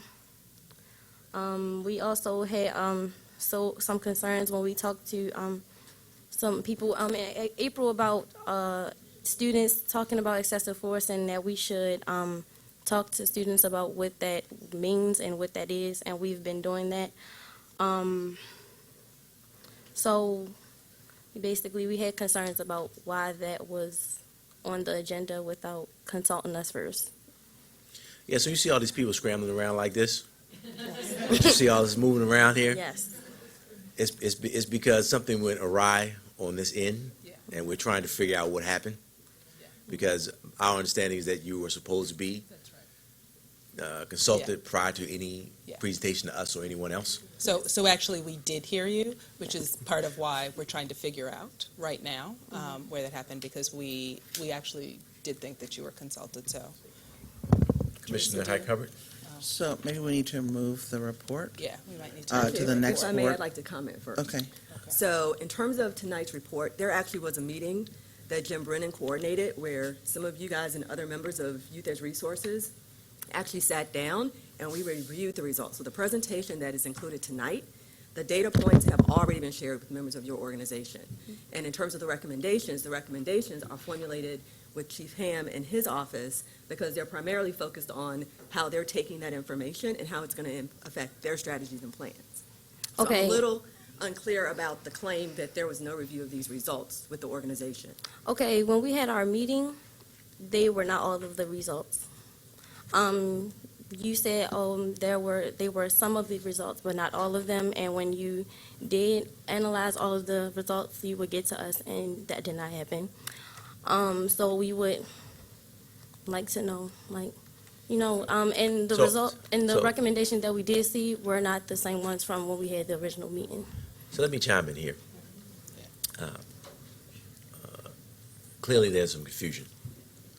And I think at this moment, it would be best for Ms. Jones and you guys to have a conversation to fully understand what you thought was happening and what we thought was happening, because that clearly, we didn't align in what we thought was happening. And we got some time before we decide whether we'll do the presentation tonight or remove it. So I'd like you guys to sort of have a conversation about, so we can figure out what happened. Okay. Because right now, as a board, it's not clear to us what occurred. So if you do that, I greatly appreciate it. Okay. Thank you for your time tonight. Chair, I should also point out, we just scheduled a follow-up meeting at their request with Youth as Resources for August 1st. Okay. But I think Chairman Cooper's request that I heard was that we do an offline conversation now, not add more information to the public until we're clear on our end. That's what I heard. Okay, great. Thank you. Thank you. We're going to interrupt the public comment for a minute because there's a presentation with BTU President Marietta English. I believe we need to have Dr. Loretta Johnson. If we're ready to do that, we need to proceed with that.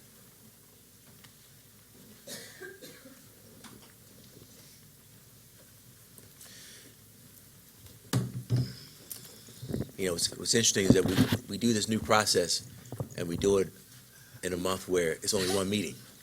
And so we're packing everything into this one meeting. And, yeah, let's bear with us. Be patient with us. Good evening. Good evening. J.D. Merrill, Special Assistant to the Chief of Staff, and this is item 18.03, which we are pushing forward. And we'll go down the line and introduce ourselves, and then we'll do the presentation. Thank you. Good afternoon. Good evening, Good rather. Marietta English, President of the Baltimore Teachers Union. Loretta Johnson, Secretary Treasurer of the American Federation of Teachers. The purpose of this update is to provide the board with a sense of how our enrollment campaign went this summer. As you all may remember, the union came to us during the spring, recognizing our enrollment challenges, and volunteered to step up and help engage in a summer door knocking campaign. So that's what this presentation is about. And I have a clicker. This is fun. This should be the presentation that says 2017 enrollment campaign, item 18.03. There we go. That's it. Thank you. So as you all know, enrollment decline was one of the largest contributors to our budget challenges this past spring. You can see here percent change in enrollment from 2010 shows a steady decrease for Baltimore City schools. We are not alone, but this certainly was one of the largest contributors to our budget gap this year. As you all also know, one of the best ways to keep money in our schools is to keep our students in our schools. And so city schools, at the urging of the board and senior staff, has been engaging in a review of our strategy for increasing enrollment in city schools. We know that one way to do that is quite simply to improve the product that we're offering, which is why Dr. Santelises has developed a blueprint for improving our schools through literacy, leadership, and student wholeness. And in partnership with AFT and BTU, we also engaged in the summer door knocking campaign, which we'll be discussing today. And we're also working with the board to establish an enrollment task force. So this summer, we began the B3 initiative, which President English will give a brief overview about. So our initiative, B3, Bring Back Baltimore, one student at a time, involved a partnership with city schools, AFT, and the mayor's office, along with community partners. We had 40 teachers and paraprofessionals, which we called our B3 advocates, and they went knocking on the doors of the neighborhood that we targeted through Baltimore City Public Schools. Those neighborhoods where the schools were under-enrolled and we needed to build up the enrollment. And our goal was to increase the enrollment and build confidence in our city schools. So as all of you know, the summer presents a unique moment in time for enrollment. We often hear about families moving to the county or enrolling their students in private schools, and by the time the summer comes around, those decisions have already been made. So when figuring out the specific neighborhoods to target, we looked at what our opportunities were given this time frame for enrolling students. And we really identified 3 areas. First, we have an outstanding pre-K program in city schools that exceeds the state average in kindergarten readiness. Yet we have seats left open on the table every single fall. And so we looked at the schools where historically we've struggled to fill those pre-K seats and sent the advocates to those neighborhoods. Additionally, we have an excellent re-engagement center that works to identify students' needs and interests and get them re-enrolled in our programming. And so we went into the neighborhoods where there was a disproportionate number of students who had dropped out or who were chronically absent. Additionally, we saw this as a unique opportunity to build the long-term confidence in city schools. And so we went into neighborhoods where the population growth of the neighborhood was, or rather where the population growth of the school was not matching the population growth of the neighborhood. In other words, the neighborhood was growing at a fast rate, but the school was still under-enrolled. Additionally, we focused on neighborhoods where the socioeconomic diversity of the neighborhood and the school were out of alignment, an indicator of a lack of trust in the school, as well as our 21st century schools, which present an enormous opportunity for us to leverage a new building to boost enrollment. This is a map of the 25 neighborhoods, and since I do not expect any of you to be able to see this, these are the 25 school zones. Some people looked at this and said, well, where are our high schools? Remember, at the elementary school level, we have zone schools. At the high school level, we have citywide school choice. So these are representatives of the school zones that we sent our advocates to this summer. In terms of the process, our advocates went to the door with a range of pieces of literature. This is half of one of those pieces of literature for the sake of the size on the slide. And basically the message was there are great things happening in our school. We have committed teachers, we have committed paraprofessionals, we have committed leaders who are working hard every day to improve student achievement. So the advocates would knock on the door, and the chief of staff and I had an opportunity to go out with them a night of last week. And the advocates would ask, what's your impression of city schools? Do you have students in city schools? What's your relationship been like? And then they would ask if any follow-up was needed. And using a partnership with AFT and a database, we were data sharing every single day. So if an advocate at the door identified someone who needed follow-up, the very next day staff at city schools was either doing a phone call, an email, or a letter, depending on the contact information that we got, back to that family. I should have done this at the beginning. we have some advocates here. Should we recognize them? Yes, can we please have our advocates who are here stand? We should say still here. Right, still here.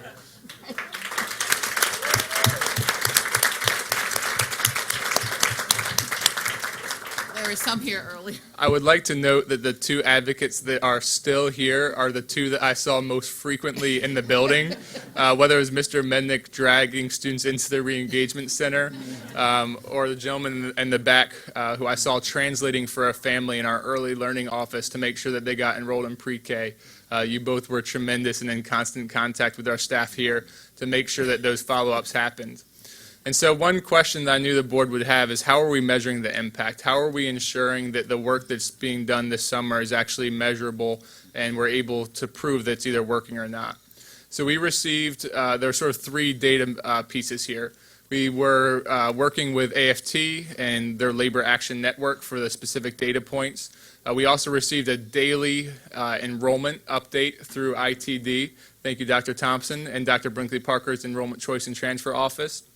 And we also built a tracker by precinct and by school zone to look at how we were doing.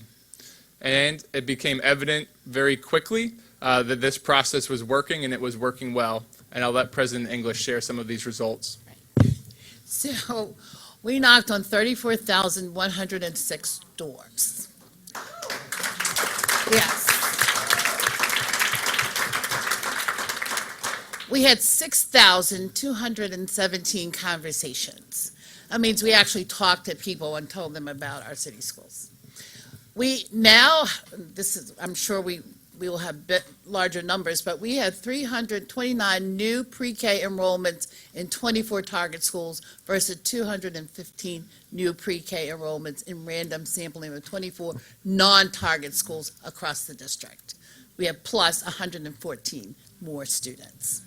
17 new enrollments through the Re-Engagement Center, in which you say 17, but we know once you re-engage, okay, I re-engage, I'm going to tell JD, come on back.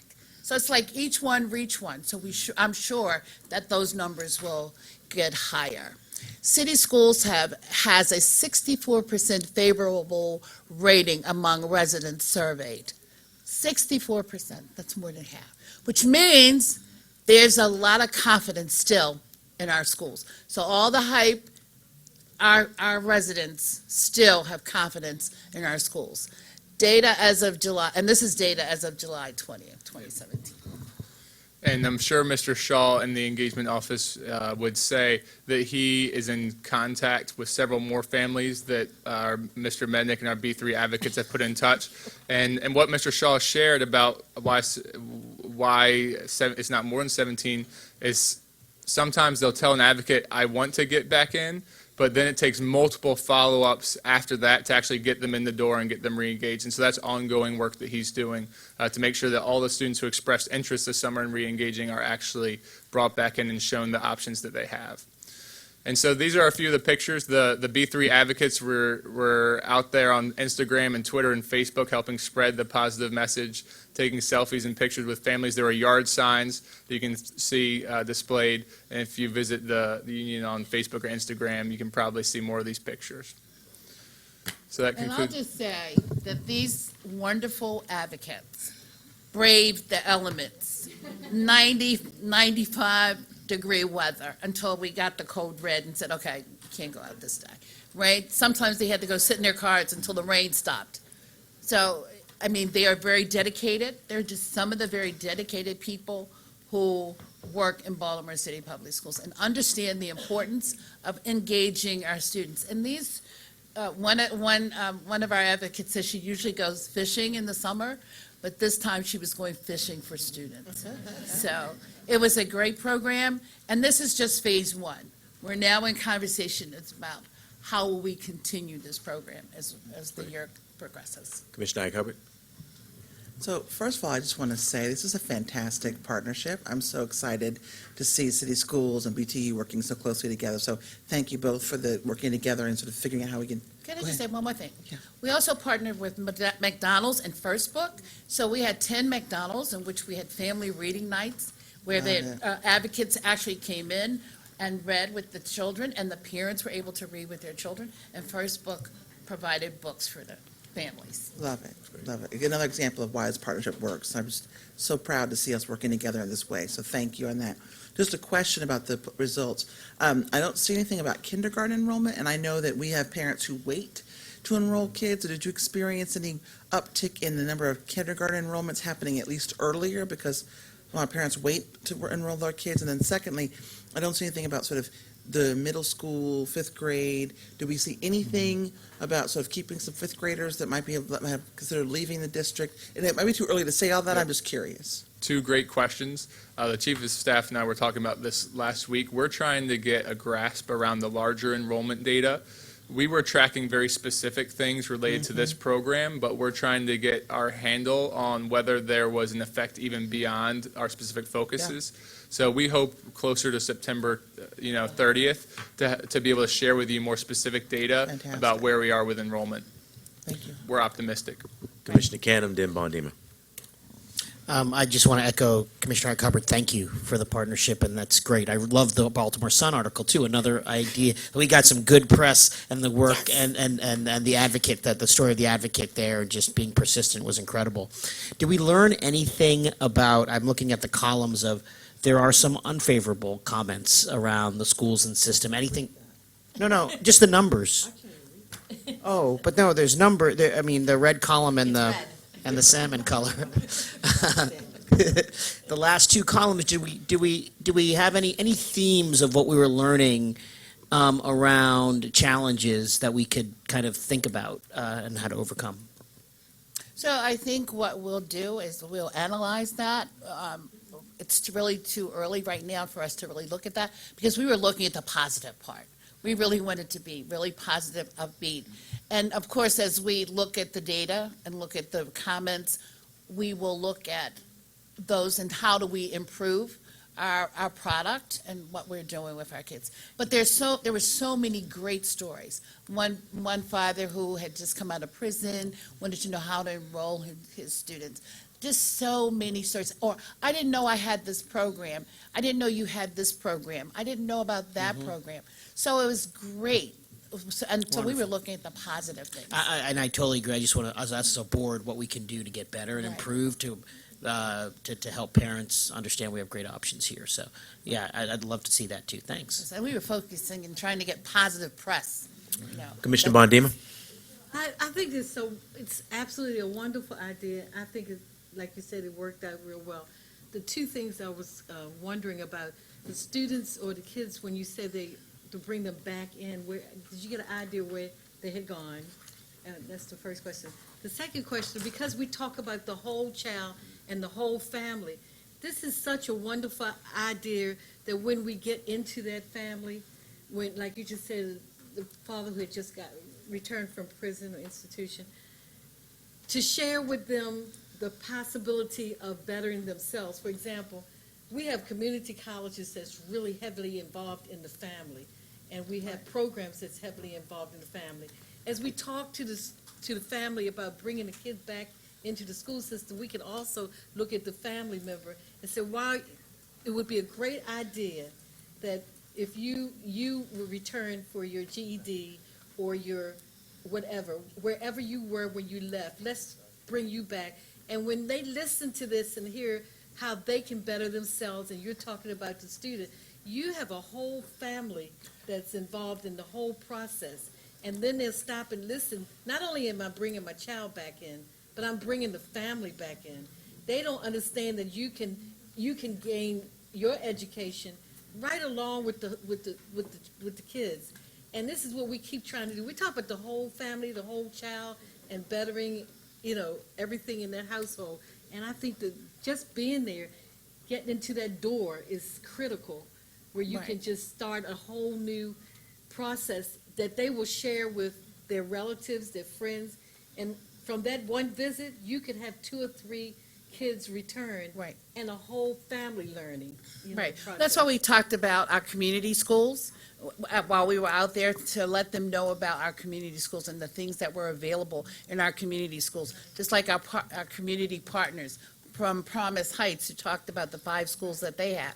the community things that are offered in each school. When we talk about what's available for parents, like at, what's the school, Mark, Gaither School, where they have, Wolf Street Academy, thank you, where they have a translator for the parents who aren't able to speak English. So that's what we were out there telling them about our community schools and what's available in our community schools for you. Just one other thing, I recommend that if you get the opportunity to do this again or return, to take, and you're probably already doing this, taking brochures. Oh, we should have brought the literature. Okay, bring the literature. We should have brought the literature. And let them, We'll bring some down for you, because we have it. And so it can sound like it's comfortable for them, and it's not a difficult process. They bring the whole family into the system. We had a lot of literature, we had door knockers, we had flyers, so JD will make it available to you. Okay, thank you. Great, thank you. Commissioner Chinia?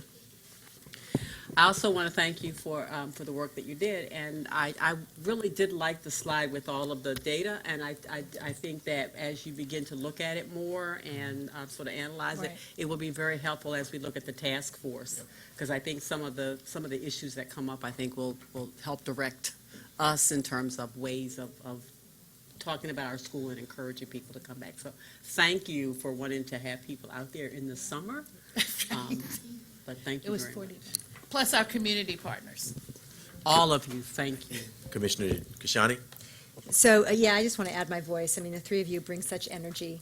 I mean, it's just, I'm loving watching y'all kind of get all pumped up about this, and echoing what Commissioner Chinia just said, this is the tip of the iceberg. Like, let's keep this going, but the board is all over this enrollment thing, and I'm looking forward to when we can convene at the task force and get some other input on additional strategies.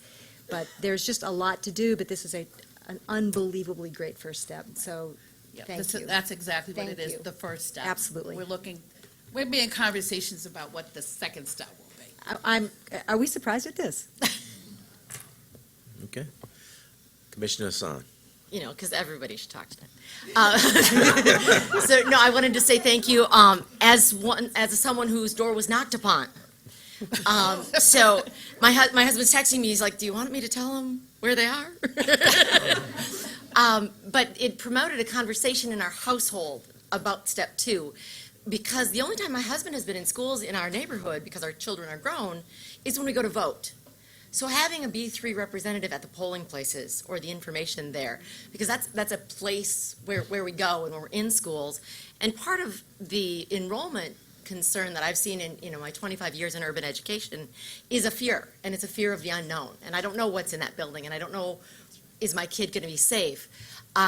So also trying to figure out if there's not recruiting ways for volunteers to get people that don't have kids engaged and involved in reading or sharing storytelling or mentoring kids. So just a couple pieces to keep in mind, and thank you. Yeah, my church members said the same thing. Your people are on their job, they're knocking on my door.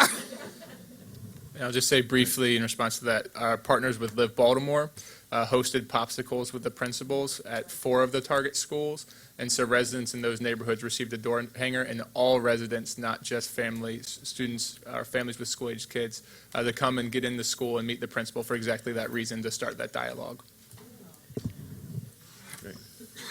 Can I just ask Dr. Johnson if she has any comments? And I'm messing with her a little bit. You know, I'm just sitting here feeling good about what happened this summer. When I became a national officer, my president said to me, we have to build a community engagement and a partnership to change the narrative out here, bad teachers, bad education. We got to do better. And so we set up a whole department. And we have innovative funds that we put aside for that department. And when I saw the population here going, I said to my president, I want to put money in Baltimore. I'm the Secretary of Treasury. So that kind of made it easy. But she was all for it, and I'm so proud of what we've done. And like I said, this is first step. This should not be last step. And I think we should analyze and find out what we did right, what we did wrong, and move forward.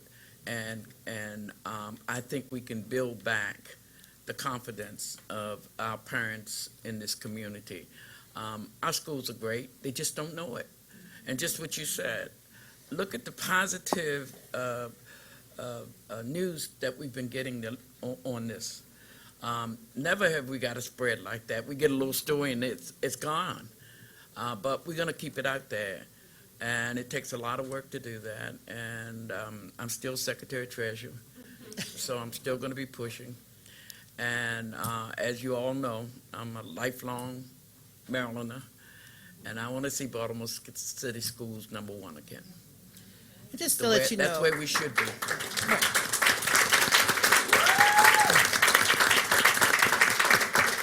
And we've had national press. We've been on national radio and Roland Martin. So, B3, bring back Baltimore. And I'd like to This nation. thank J.D. Yes. He has done an incredible job with the data and working with my research people in D.C. and coordinate this. And then I have to say something about Erica Johnson. Yep. The two of them hit it off. She was our co-director with him, and we have to give both of them a lot of credit. Yeah, they did. Thank you.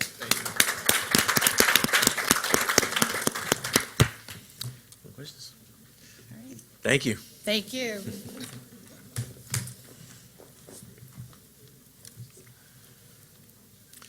All right, we're going to return back to our public comment. Next up is Francesca Gamber.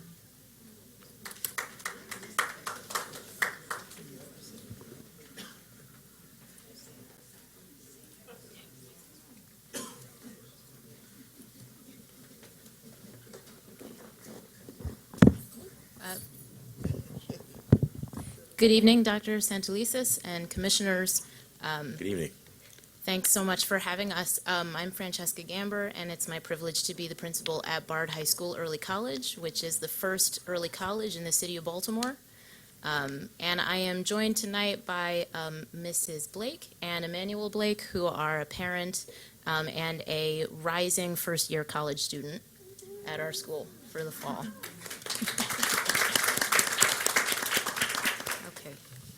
So we are entering our third year of operation.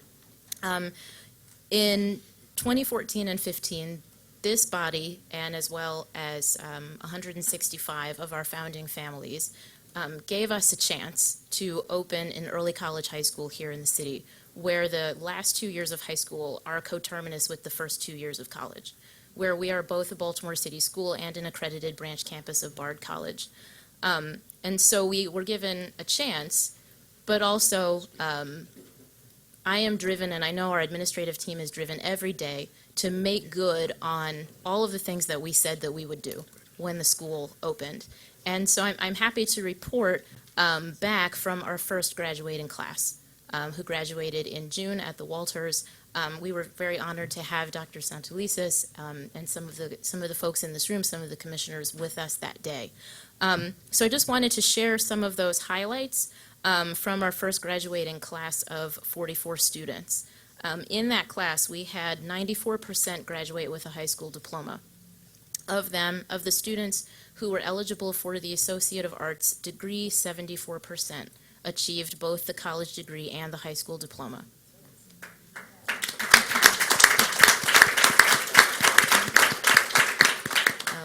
In our graduating class, 89% of them were accepted to four-year colleges and universities. They earned approximately $2 million in college scholarships. And we awarded approximately 2,300 college credits in our first 2 years of existence. So those are just some of the metrics that we're happy to report from the first 2 years and that are driving us forward as we grow our enrollment next year and as we reach full enrollment of 500 students in 2018. So we just want to thank all of you for your continued support. I want to recognize and thank our families and our community partners and administrators who are in the audience today. Thanks for hearing us. Thank you. Commissioner Ike Hubbard. Thank you for that presentation, and I had the honor of coming to visit your school and walk through the building with you. And I just want to say that I just love the respect for children and children. You guys are young adults, right? The respect for young adults that you have in your building. It's unprecedented. I haven't seen it in our schools in the way that you do it. And so I just want to celebrate that, and I think your accomplishments are fantastic. I do have one question about your data. On the 84% that were admitted to four-year colleges or universities, do you know how many of them are intending to go? And if you don't know that answer now, could you come back and let us know how many matriculate into there? That's the problem for us right now, is that our kids get in, and then that sort of last gap money and whatnot, they're not actually getting to that final destination. So if you could let us know how many actually make it there, I'd be really curious. Right, yeah, so we definitely agree. So we are planning in the next 2 weeks to have a Bon Voyage party for our alums, which is a chance for us to celebrate them, but also to see how many of them are going, how many of them are having challenges, if there are things that we could intercept and potentially help with to help them get to campuses in September. And if you can let us know as Yes. the district what we can, so as you learn what the barriers are, help us understand that, so then we as a board can think about how we then remove those barriers for our kids. Thank you. Commissioner Canham. Thank you, and I had a chance to visit as well, and I just, one of the classrooms I visited, there was a horseshoe, a professor teaching, and the students engaged in rigorous conversation and debate about, what'd you say? Oh, yeah, you were with me? Are you sure? It was just, what it does, with those numbers and the conversation I saw, just show what's possible for our students. And so that's what's really, really important. And I just want us to, as a board and as a leadership, just think about how we provide more of those options for our kids. And then my question is, when can you do a second part? Half jokingly, but then let's get to capacity. Let's do it with quality across the board, and let's think about how do we grow this overall, because this is what we need to provide for our students, real opportunity to get them set up for successful life after high school. It's actually not a joke. We've already raised this question too, so it's a question we have on our minds. So quality always, quality bar.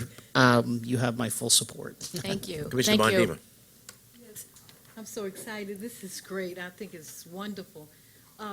When you send in more information and get some good data on the kids who are graduating, your alumni, your students going on to college, it would be very interesting to know after you check to see how many actually arrive at the college and what challenges we just talked about that they are having as far as finances are concerned. But I also would like to know when they arrive at college, the courses that they're required to take.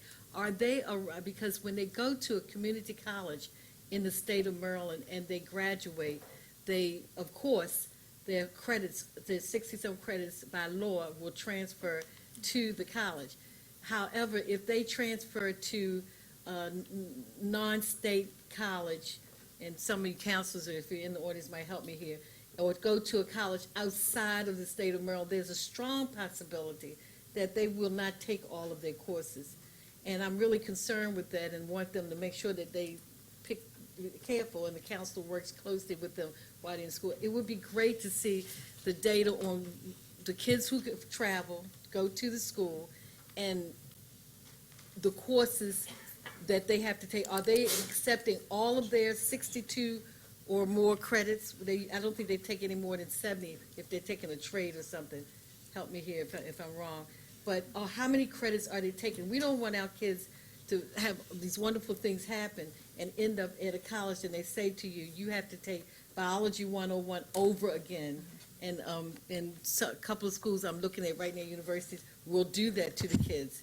They say your Biology 101 does not match with our Biology 101, and we want you to take that over again.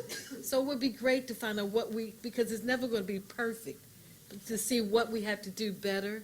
And so our kids will not have to spend extra time taking courses when they could have done it earlier. So because this is your early experience, we need to know it, and you have people that will help you do that. So that would be good information. Absolutely, thank you. And we are doing some of that relationship building work with the area colleges and forming articulation agreements to help facilitate that credit transfer. Because online they have, the system, what's the name of it, that shows any college in the country that will accept those credits. It would be interesting to know which colleges outside of the kids, a lot of kids want to go outside of Maryland, to make sure we pick the courses that they'll be able to take to that particular college. And that's really important because it saves the parents money. Okay, thanks. All right. Thank you very much. Thank you.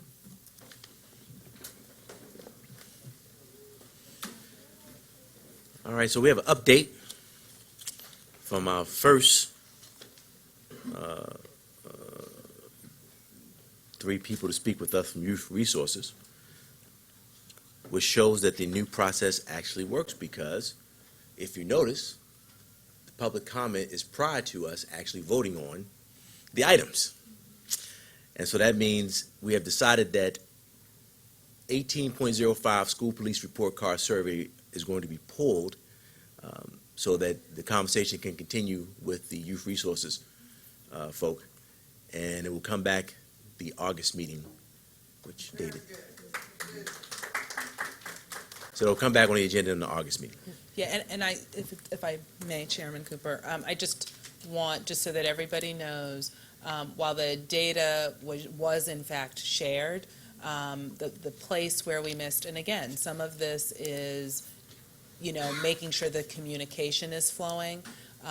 The actual recommendations were not shared with the Youth as Resources group, and so we'll be taking the time in between to make sure that they get to see, respond to, give feedback to the entirety, not just the first iteration. So that's, just so that folks know what to expect in terms of what's going on in the interim. And as Chairman Cooper said, we'll come back in our August meeting after we've had time to fully meet with the young people. Okay, so next, public comment, Rebecca, and Rebecca. Yanaway? Yanaway. Good evening, everyone. Good evening. Teachers Democracy Project, as many of you know, took 15 people to a national conference on restorative justice in Oakland this June. And we went to learn about how restorative practices are being integrated into school systems across the country. And we wanted to bring back lessons to Baltimore. So in Baltimore right now, many folks think that restorative practices is a tool that we use to resolve conflict, and that's true. Others understand that it's also about building community, and that's true too. While these are correct, we learned that restorative practices work is much more. It draws from indigenous communities in New Zealand as well as Native communities in this country, where forming a circle reminds us of something more fundamental, that everyone in a community brings value, and that it's through our connections with one another that we grow. So some say that relationship building and having time in a school day to share how you're doing and who you are is a distraction from what the real purpose of school is. But any good teacher will tell you that without a relationship, the lessons you have to deliver mean nothing. From our trip, we learned a lot about how this work is structured in various school districts and have shared many specifics in written testimony. But the most important thing that we wanted to share tonight is that the most successful districts we learn from are successful because they are bought in at a deep level. From the board to the district and to the school level, there's a commitment, not just to a set of processes, but to a way of relating to one another where the humanity of each person, young people and adults alike, are valued. If we are truly restorative, we acknowledge that we've caused harm. We understand different people's perspectives. We make amends, we take action. Our communication, decisions, and policies as well as teaching inherently happen differently. So and I just want to also say that that was a great example what happened with Youth as Resources. That was a point where there was value placed in what young people brought to the table. So we would like to invite you, we leave you with a challenge. We ask the board to consider an introspective process. How could you integrate restorative practices into the way that you do business, into the way that you conduct meetings, into the way that you invite us to the table? We invite Dr. Santelises and staff to also consider how to embrace restorative practices internally. Could you use circles as a way to build community here at North Avenue? Could you create spaces for people at all levels to say what they think about various challenges and issues that exist, so include teachers and students? And lastly, we invite you to consider that this is a fluid process that requires commitment and reflection rather than immediate results. We'd like to see a publicly accountable advisory board that could act as an active learning community to reflect on this potentially transformative and difficult change process. Any questions? Comments? Commissioner Kashani? Just thanks for making the trip happen so that you could bring people along. That was a good opportunity, and I'm looking at Commissioner Hassan and Commissioner Berkeley because I know how strongly they feel about this work, as do others. So we don't know exactly how to respond to your challenge in the moment. That wouldn't be very thoughtful. But I think that we know we want to, and I know that we are bought into this. So thank you very much. I read your preliminary report that you sent over to the board, and I was very impressed by, I guess, the level of detail that you guys reported on. I think it was about five school districts. 3 cities in 1 state. Those were 3 cities in 1 state and I recognize one of the names because I'd seen them at another conference discuss the issue. I think it was Oakland. It's one that I saw somewhere else. So I was very, it's not my area. I mean, some other folks on the board are more well-versed in this area. But I did find that the document you sent was very helpful in getting an understanding of what we're actually talking about. So thank you for that. Commissioner Cooper? Yes. Just so that the public is aware, the report is available publicly on the board website, on board docs that they submitted. It's in the general comments, or the public comments section. It's available for anybody at home to pull to see. Okay, great. So if you want to read it, you can go on the website and you can read it and see what I read. So thank you. Thank you. Next up, Keisha Goodwin.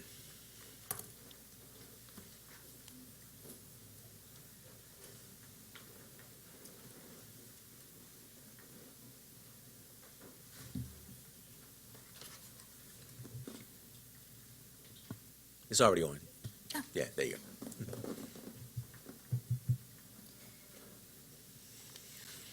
Are we starting now? Sure. 3 minutes? Okay.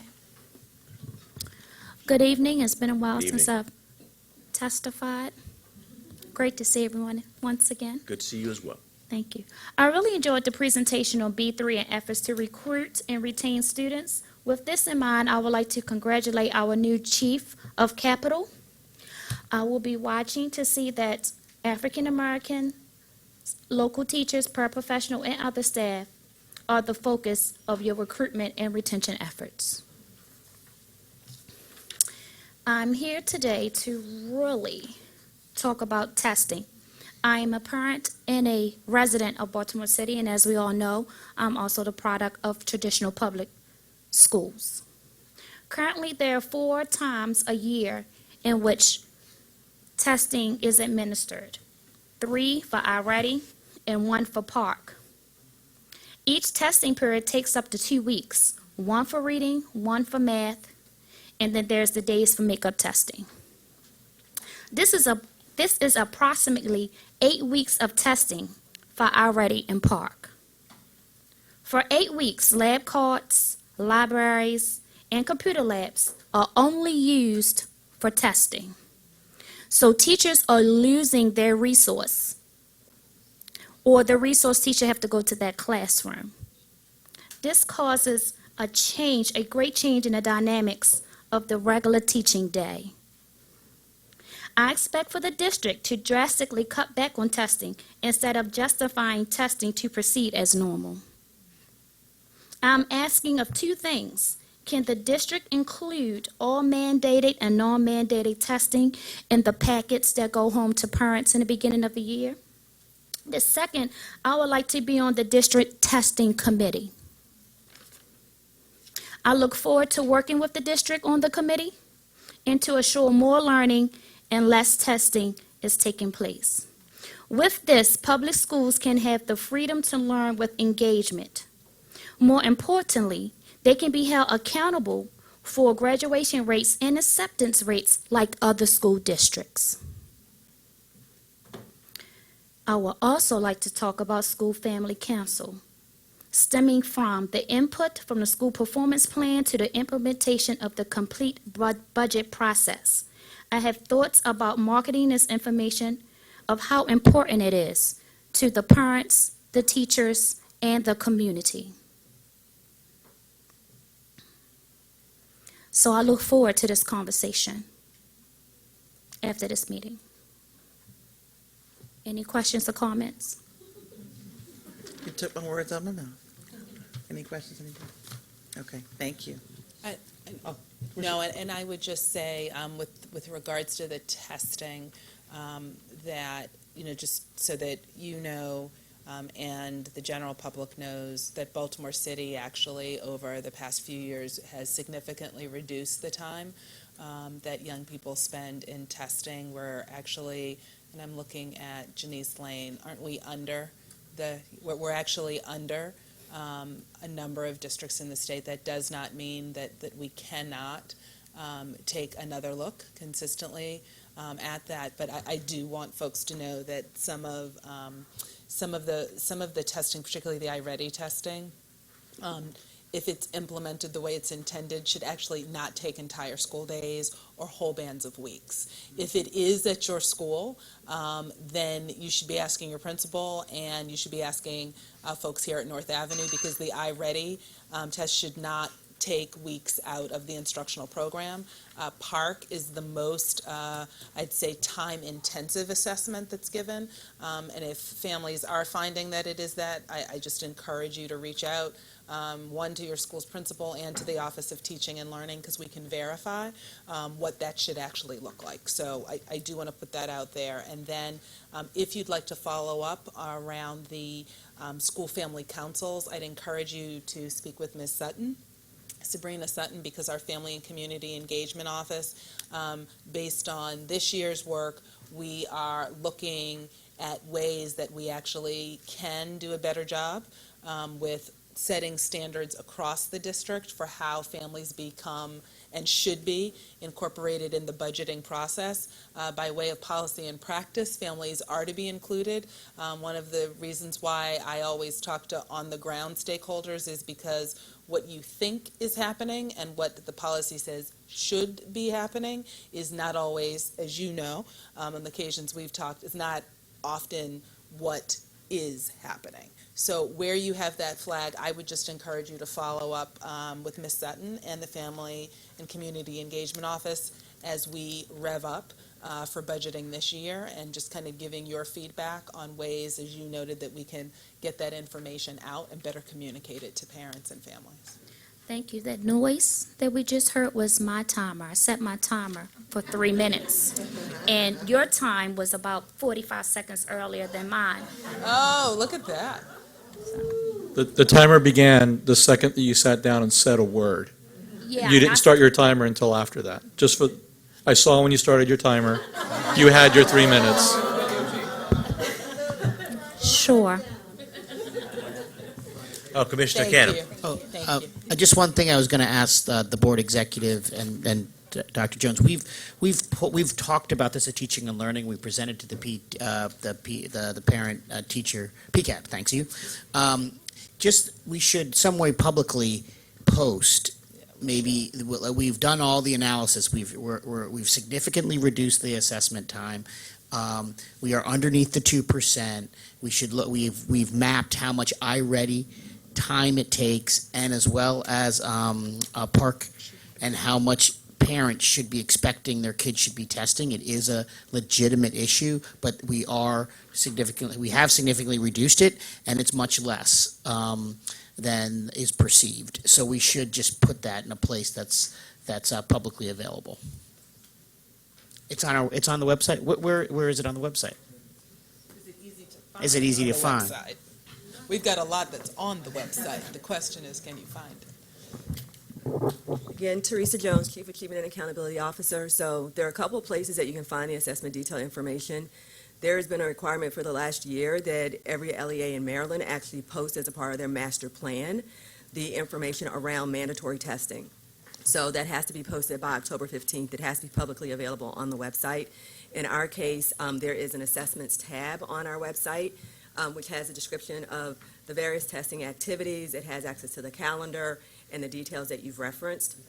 In addition to that, I did just want to put a quick plug that there is a teaching and learning assessment strategy discussion plan for August the 22nd. So we'll also, again, be bringing forward what the plan is for this upcoming year, and we'll be providing those as supplementary documents that actually detail by grade and content area what the estimated testing time would be. Thank you. Next up, Kimberly Mooney.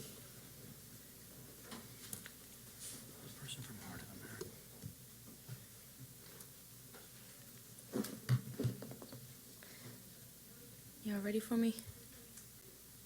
I don't want to interrupt what they're talking about.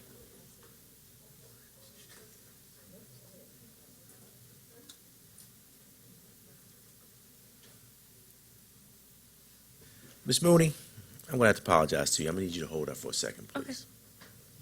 I'll bring you back. I just need you to hold up.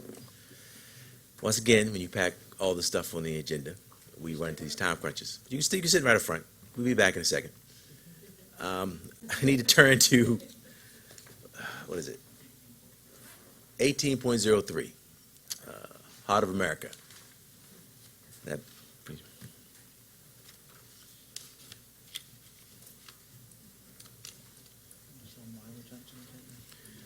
well, we're jumping the agenda because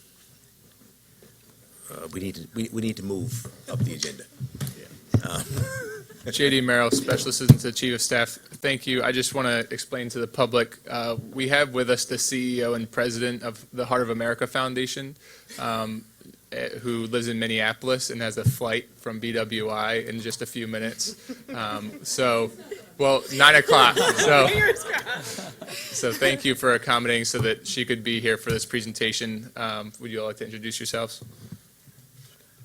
I'm Jill Heath, and I'm the said CEO, which will be flying soon, but thrilled to be here, and I wouldn't miss this. I would miss the flight instead of this, so.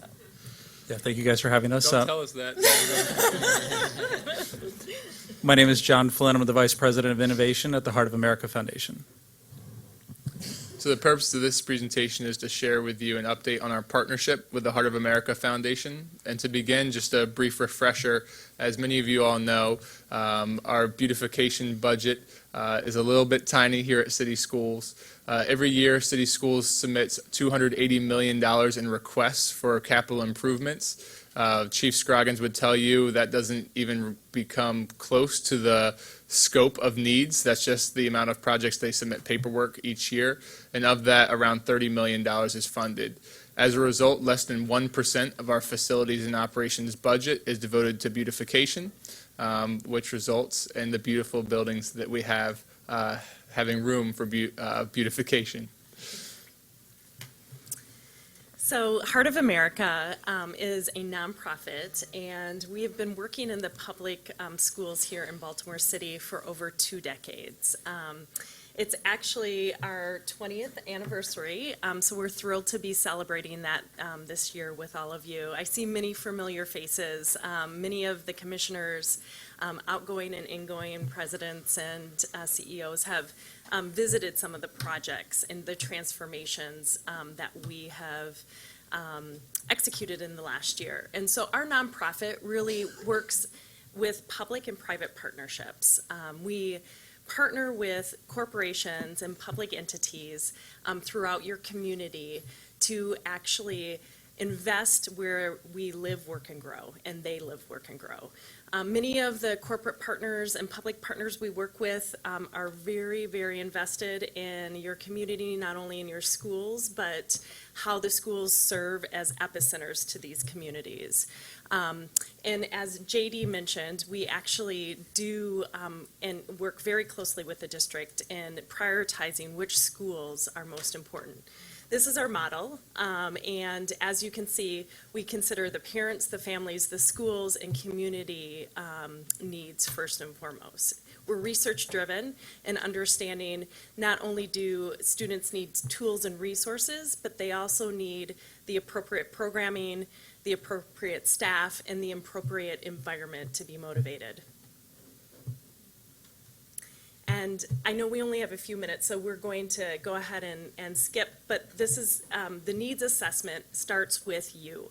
and starts with the school, starts with Chief Scroggins' team and also Allison and JD as well. Understanding what we need in the district, what schools and the facilities need, whether it's a gym or a multi-space purpose room and or cafeteria. So I'm going to turn it over to John, and we're going to talk through the commitment that we've made to the district since 2016, and then all the way through this next year. Yeah, so just backing up for a quick second, our work was really born out of service, and it was in that earlier service vein that we have spent a lot of time and energy delivering needed books to students across Baltimore City. And then in the mid-2000s, we expanded that with the support of one of our corporate partners, Target, to do the Target School Library Makeovers that some of you guys might be familiar with. We did about 5 or 6 schools, I think, here in Baltimore City through that program before it ran its course. And as we continue to expand on our commitment to educational spaces, we were then able to partner with some newer partners here as of last year, Under Armour Foundation, where we transformed the campus at Westport Academy.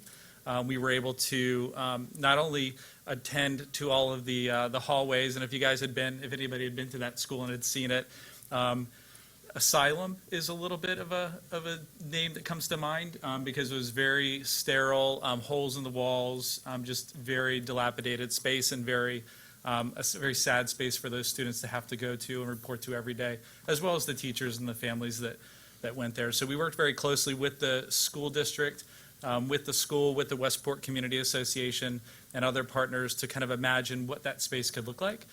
We repainted all of the hallways after the repair work had been done by the district. Thank you to the COO and his team for making that possible. We then said we want to do more than that, and through Under Armour's team support and over 1,000 volunteers, we're able to transform the gym space. We transformed and installed a new sensory room for students with special needs. We gave the teachers a teacher lounge. Previously, their lounge was in a really dark kind of dungeon-like room and had a lot of critters living in there. So we were able to give them a better space so that they could refresh and regroup. We also updated their cafeteria through the support of other partners like Turner Construction, Rupert Landscaping. We were able to redo the front facade of the school. Through additional support from the district and from P. Flanagan and Sons, we were able to restore about half of the rear play lot to green space and repave the entire play lot area remaining in the back, and then do some improvements and updates to the fencing as well as the playground surface area that had been kind of fallen under disrepair. So that was one giant example, and from that success, we were able to expand that work again with Under Armour into this year's projects and with the Ravens Foundation at Marianne Winterling and James McHenry, where we did similar projects on the same kind of expansive scope across the entire campus. I don't know if some of you guys, I think, were out at James McHenry and Marianne Winterling and saw, and you can see here in this picture, we redid the entire auditorium flooring and paint and decor and stage area using volunteers and a few different trades who donated and gave in-kind services. So this is just the tip of the iceberg of a growing concern that we have as a pilot project with a regional focus here in Baltimore City Public Schools. As Jill mentioned, we're really taking your team's guidance as to where we bring resources and partners to bear, and are continuing that as we look forward into 2018. So I'm going to pass it back to you and let you give them the good news about 2018. So for 2017 17, and 2018 calendar year, we're already working with Chief Scroggins' team and Allison and JD as well to identify schools that will be transforming. So we've evolved, as you can see, from space transformation to total campus transformation if that's what's needed. We're taking into consideration, and JD will talk about the criteria we consider, but the great news for 2017 and 2018 is we're committing to do 3 to 4 schools in this calendar year for the district, beginning in September with an Under Armour project at Thomas Johnson. elementary school. So we're thrilled to continue working with the district and so closely aligned, knowing that there are many other schools and dozens for us to consider, and we're going to get there with you. We hope to be here with the district another 5 to 10 plus years, as long as you'll have us, partnering not only with you directly, but also with Need that we have in the district. And given the extent of the need, I imagine that people are wondering how on earth we prioritize and select schools. So I wanted to provide some insight into the process through which we're sharing a prioritized list with Heart of America. And we are really trying to have this process be comprehensive and transparent. And so we've asked both the facilities teams and the Chief Operating Officer's office, as well as our principal supervisors, our ILEDs, for input about which schools that they're seeing both beautification need as well as an area that's strong instructionally with strong leadership that would really be a good steward.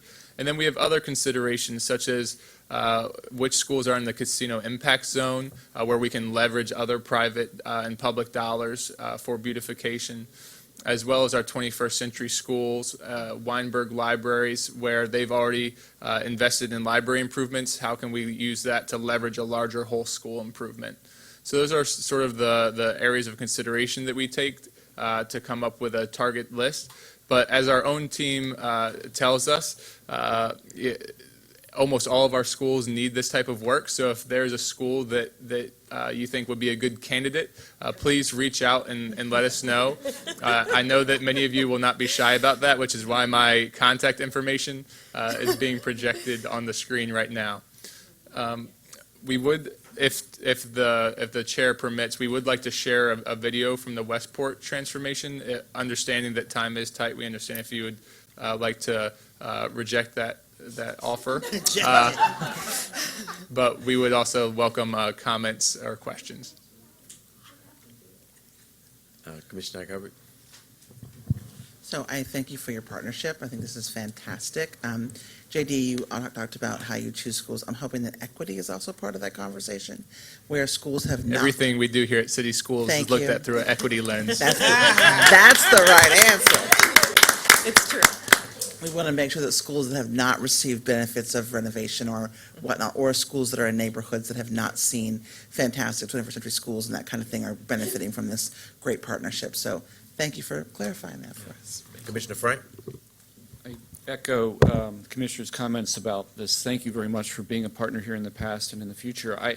I'm just intrigued that this presentation didn't include any numbers. I'm curious why that is. Is that, it's interesting, you look at it two ways. A low number is very telling in that you can do a lot with a low number. And I don't mean relatively low to the projects that Keith has to work on. I'm curious, how much does it take to do something like this? And 4 schools is incredible, and it's probably more than you've done in the past. I would be interested to, if there's anything that you've learned in the process that the school district itself can learn from and adapt and do something on its own or expand or grow to scale or replicate the kind of more cosmetic transformations, beautification, as JD said. How can we do it in more schools, and how can we do it faster than 10 years, another 10 years? And what kinds of things can the school district do and the corporate community to accelerate that kind of work over a shorter period? Great question. So what you see on the screen right now is a snapshot of just the projects we've done with the current administration. So even prior to 2016, we have done countless libraries and other transformation projects. We certainly can get you a snapshot of our entire footprint of transformation work throughout the district, if you'd like. Do you have an estimate of what Westport or James McHenry cost? In terms of dollars? So what we'd like to say is priceless, and we are careful with the dollar numbers because it shifts so much.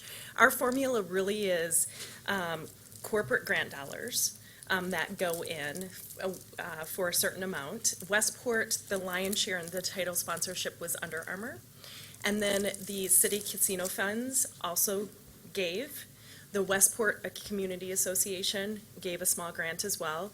And then we had almost a dozen in-kind pro bono vendors that came that are in your community. So John had mentioned Rupert, yeah. Landscaping, Turner Construction, P. Flanagan and Sons. These are relationships we've built over the years, and they continue to want to give because it's, again, so fulfilling for them. One of the aspects of our model is we, as an organization, do the work 95% to completion, and then we invite the community and the employees of the title sponsor and other sponsors in kind pro bono to come in and put the finishing touches on the school. This allows for sustainability and for community members and volunteers to understand what else is needed at that school. So if we were to give an estimate, and I know I'm going on public record, the impact of Westport and James McHenry would fall in a range of 300 to 350K easily, if not more. Thank you. And I would call that priceless. Thank you very much for your Yep. partnership. And to your other question about replicating this or picking up some best practices to apply for the school district itself, one of the great things about working with a partner like the Heart of America Foundation is we get to be kind of that Switzerland, so to speak, where, we're kind of that angel giver or participant in the equation, where partners like Turner Construction and others really want to get involved and go through us and see us, in that giving way, and it kind of removes that interest in wanting to bill or look for profit in the experience. It changes the dynamic for those partners because they then see the opportunity to engage their teams in a meaningful way beyond their daily business. Yeah, and it's the vehicle and the opportunity that's unique is through the nonprofit partner. So that's the uniqueness of the model. Any other? Okay. Would the board chair like to see the Westport video? Commissioner Cheney has a comment. I just have to commend you on the Westport because I'm a grandma, basketball grandma with the middle school program, and I was in Westport. Was it last year? Because I think I one of the few times that I actually sent a text to Keith. The kids were tripping over the floorboards. The tiles were falling from the ceiling. And I went back this year, and I couldn't believe I was in the same building.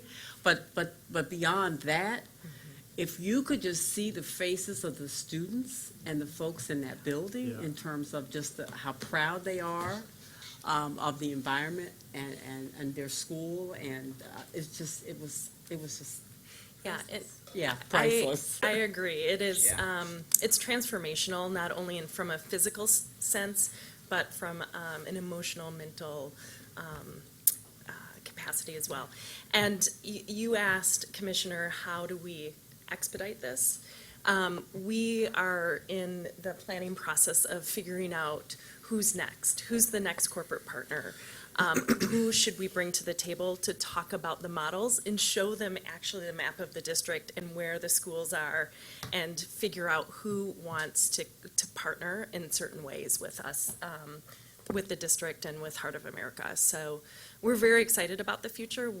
If we can expedite, we will, so. And can I just say that I just can't say enough about this partnership, and then, what good partners that Jill and John have been to us in terms of listening to us, really wanting to hear from us about what our needs were. This role of being a convener, of pulling together all the various partners is what's incredible. At the Westport ribbon cutting, the number of partners that were there who had contributed made significant contributions to that school was just overwhelming. And it was, at that school where then I first talked to Jill about how do we really expand on this, and throughout this whole year they've been such good partners in again listening to us and putting together the list that JD worked on with operations and the ILEDs to have a beautification prioritization list, which we never had before because we never had money. So that was the first time we've had to do that. So that was just huge. And so I just can't, they've been incredible partners, and we're just so grateful to have them working in our schools. So thank you. Feelings mutual. And Commissioner, the last thing I want to say is thank you for recognizing the impact that this has had on the children and the teachers of Westport especially, because we've seen that in all of the schools that we've been able to work in. We've worked in over 300 schools across the country, of course, a lion's share here in the Baltimore City Public School System. And that really is, our focus is, what are we showing and teaching our children? If we're telling our children that they're the future, then we have to walk that talk. And we can only do that in giving them the resources and giving them the spaces that really inspire and serve those imaginations and that possibility for a better future. So thank you for recognizing that. Thank you. Have a safe flight. Thank you.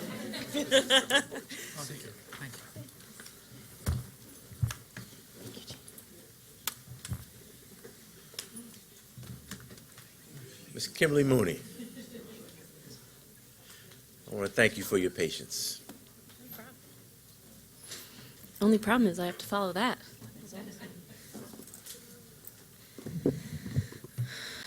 Okay, I'm Kimberly Mooney, middle school Spanish teacher at Roland Park Elementary Middle School, and most of the comments that I have are to follow up on some things that have already been brought up by others today.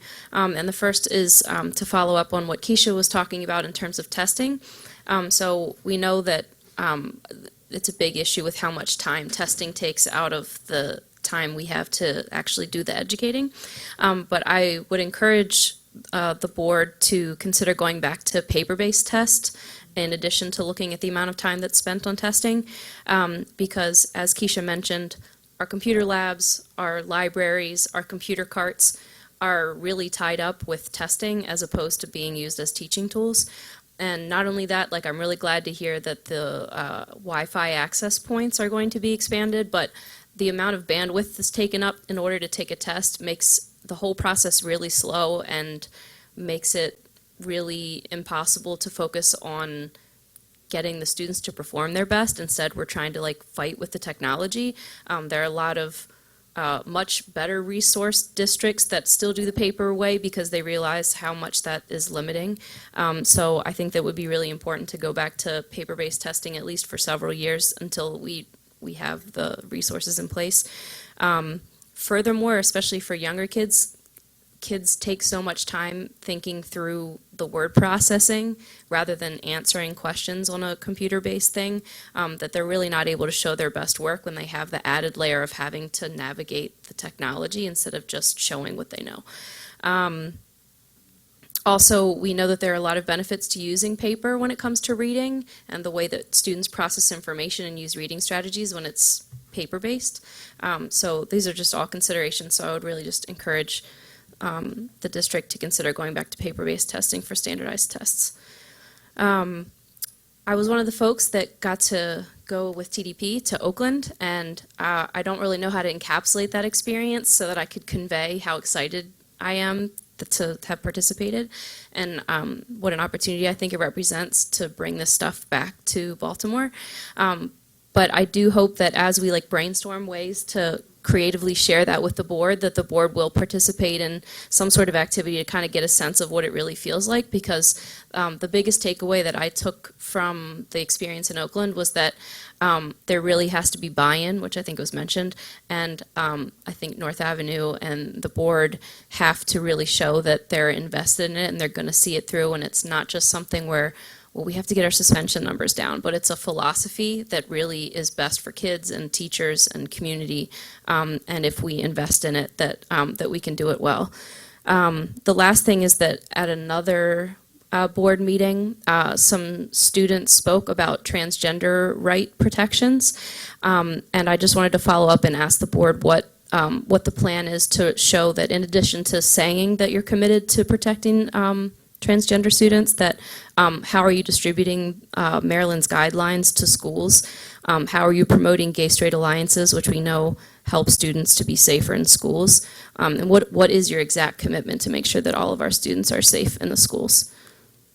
And I also wanted to thank you for, Jessica Papia held some teacher evaluation sessions this past week about how we can improve teacher evaluations in the district, and I think it's really encouraging to have teachers asked, how we can make the system better, and it's very encouraging. Thank you.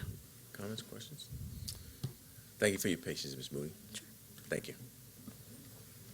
And Ms. Mooney, we can also have someone follow up with you around the transgender rights requests. I think some of the requests are are, I don't want to say easy, nothing in a large school district is easy, but things that we can move on far more quickly, and, just in terms of follow-up. So, Chief of Staff, Allison, who do you think? Yeah, Sabrina, if you could follow up, please, with Ms. Mooney on making sure that we do get a response, because I do remember when the presentation occurred. And like I said, we should go through, some of those are just written into law. Right. And it's about enforcing the law and making sure that people understand what's there, but we should do some follow-up around that. Okay. Great. Thank you. Commissioner Hassan? And also the two policies that we reviewed in the last policy meeting, as part of the process, are the non-sex discrimination policies, and we had conversation around how are we going to ensure that our parents and families and teachers and staff know this information is there. So that will be coming up for a first reader with the board, that will have the opportunity for weigh-in from the community. So please be on the lookout for that. Well, thank you. Commissioner Hubbard?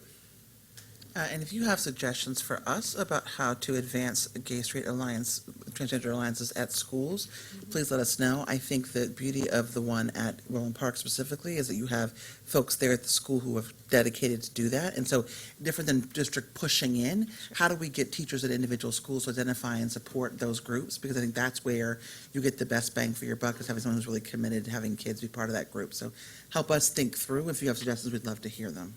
Okay, I do. I'll provide this for you. Thank you. Thank you. Next is Kim Trueheart.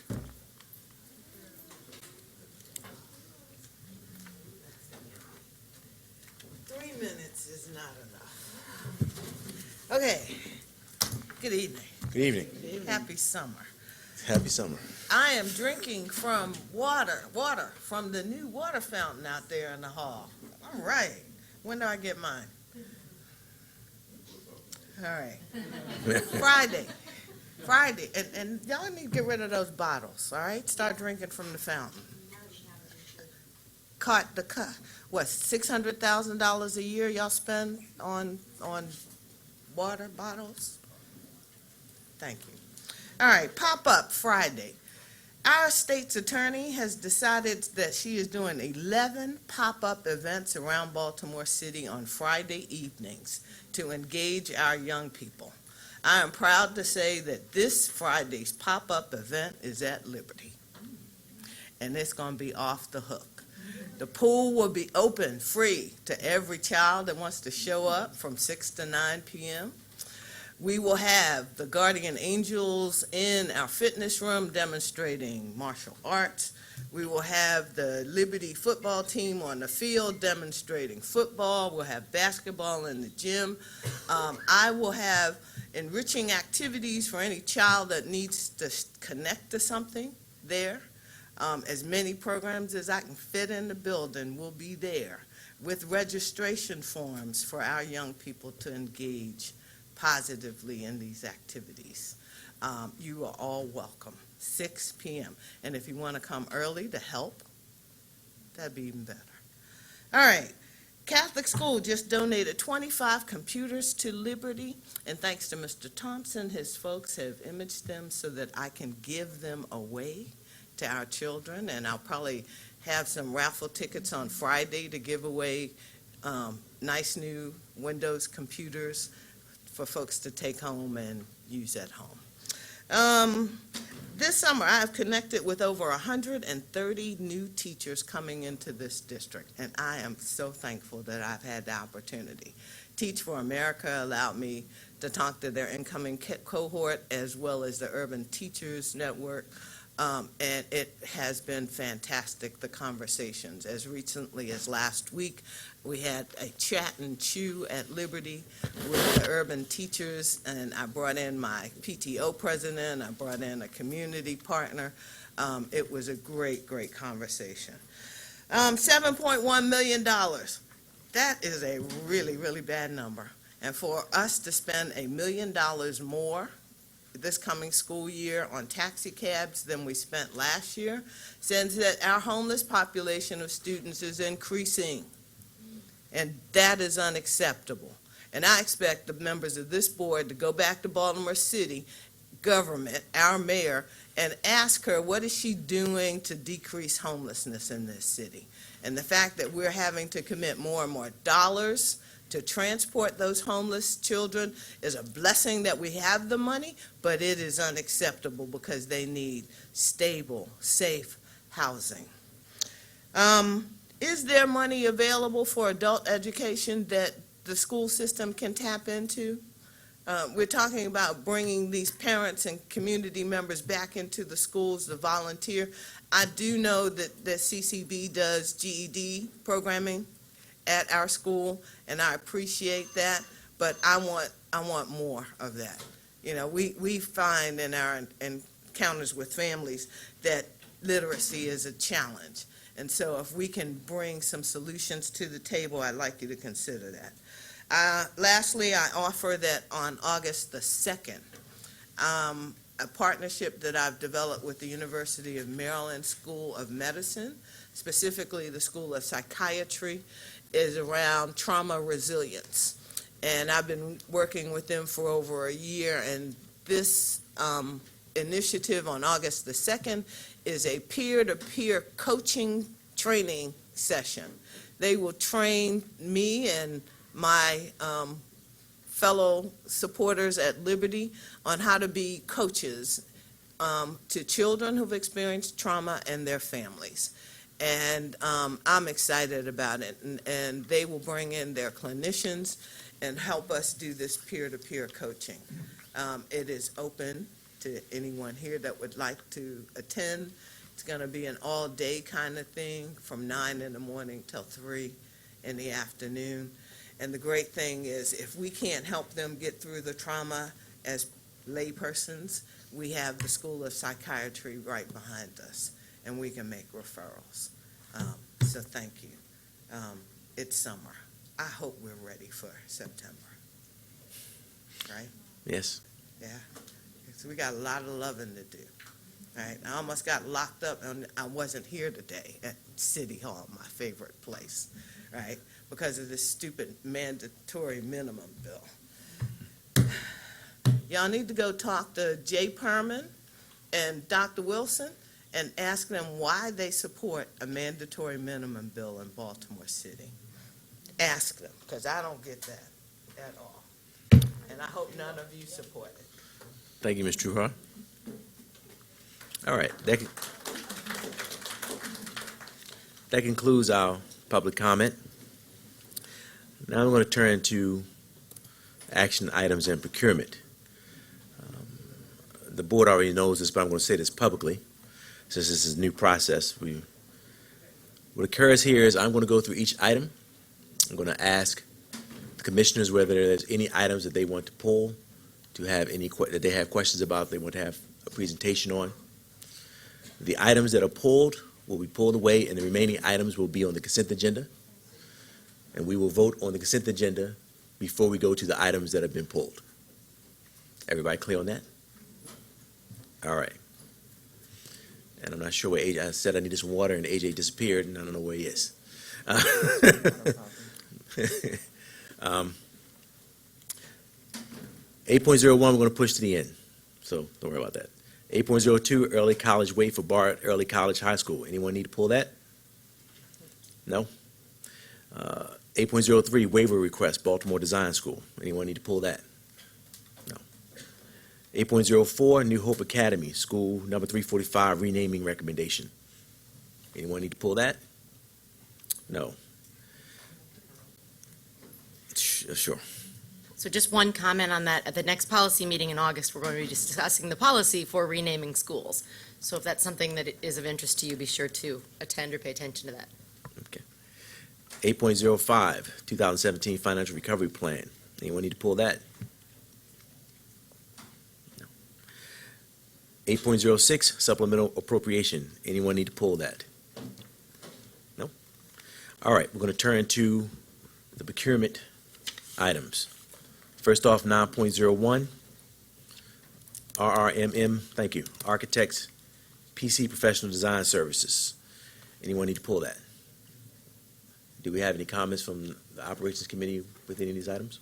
No. Okay. I'll let you know when we do. All right. 9.02, Baltimore City Foundation, Office of Employment Development Youth Works. Anyone need to pull that? No. 9.03, Center for Supportive Schools, Coppin Academy. Anyone need to pull that one? I do have a question on it. You have a question? What's your question? It's more about the way the write-ups are done. I can't really tell in these who's paying for it. So I want to, in the Ingenuity Project write-up, it's very clear that both the district office and school general funds are paying for it. In this Coppin Academy one, it seems like it's something that's for Coppin Academy, and they'll probably be paying for it, but it's not clear under the funding source. It says central, which makes it seem like it's a central office expense, when I can't imagine that it is. And I don't have any problem with this item, but I would like to be able to tell more clearly where the money's coming from. So that's my question. Is it being paid for by Coppin? By the school. the Professional school. development from the school, we talked about that. Then it's But just that's a good note to Then it's say, just a make it more general clear. request, because there's an inconsistency. If you just look at the way the Ingenuity Project write-up is done, it's clear, and this Coppin one isn't. That's my change. I don't have any issue with the item. Okay. 9.04, the Fund for Educational Excellence Fair Student Funding Review. Need to pull that? No. 9.05, BKL and Associates. You have, Commissioner Cannon, you have a comment? I was looking at Ms. Chinia. Do you want to pull that, Ms. Chinia, to have a conversation? We talked about it extensively we just have some follow-up questions, so I think we should. Yeah. Okay. 9.05, BKL is being pulled. That's the first item that's being pulled. I did send an email to the committee. I'm sorry. I did send an email to the committee on the follow-up questions from this morning with the replies. Okay, well, I'll pull it. 9.05 is pulled. All right. 9.06, Law Office of Roger C. Thomas Esquire. Any need to pull that? No. 9.07, Community Schools Amendment. Any need to pull that one? You don't understand the write-up? Was this before teaching and learning? Yes. So you ask your question. Okay, well, I have two questions. One is, it says contract increase, no, reduction of $10,000. And then under funding sources, the original contract amount is roughly $270,000 above the revised contract amount. So I'm confused by what is the 10,000 and what is the difference between the original and revised? What is actually being voted on here?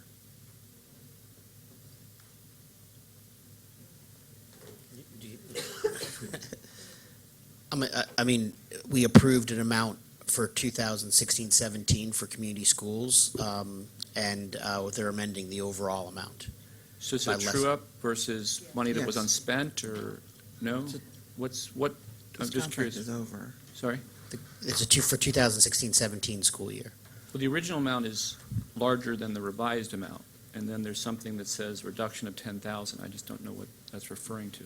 And then there's a chart with all these, looks like changes. I'm just curious what the purpose of this was and what we're actually voting on. We So can, we can pull believe again. that it's just the revised number of what the actual cost was now that the year has finished, and so this is the amount that's due. But I'm hoping that staff is still here, so staff could come answer that question.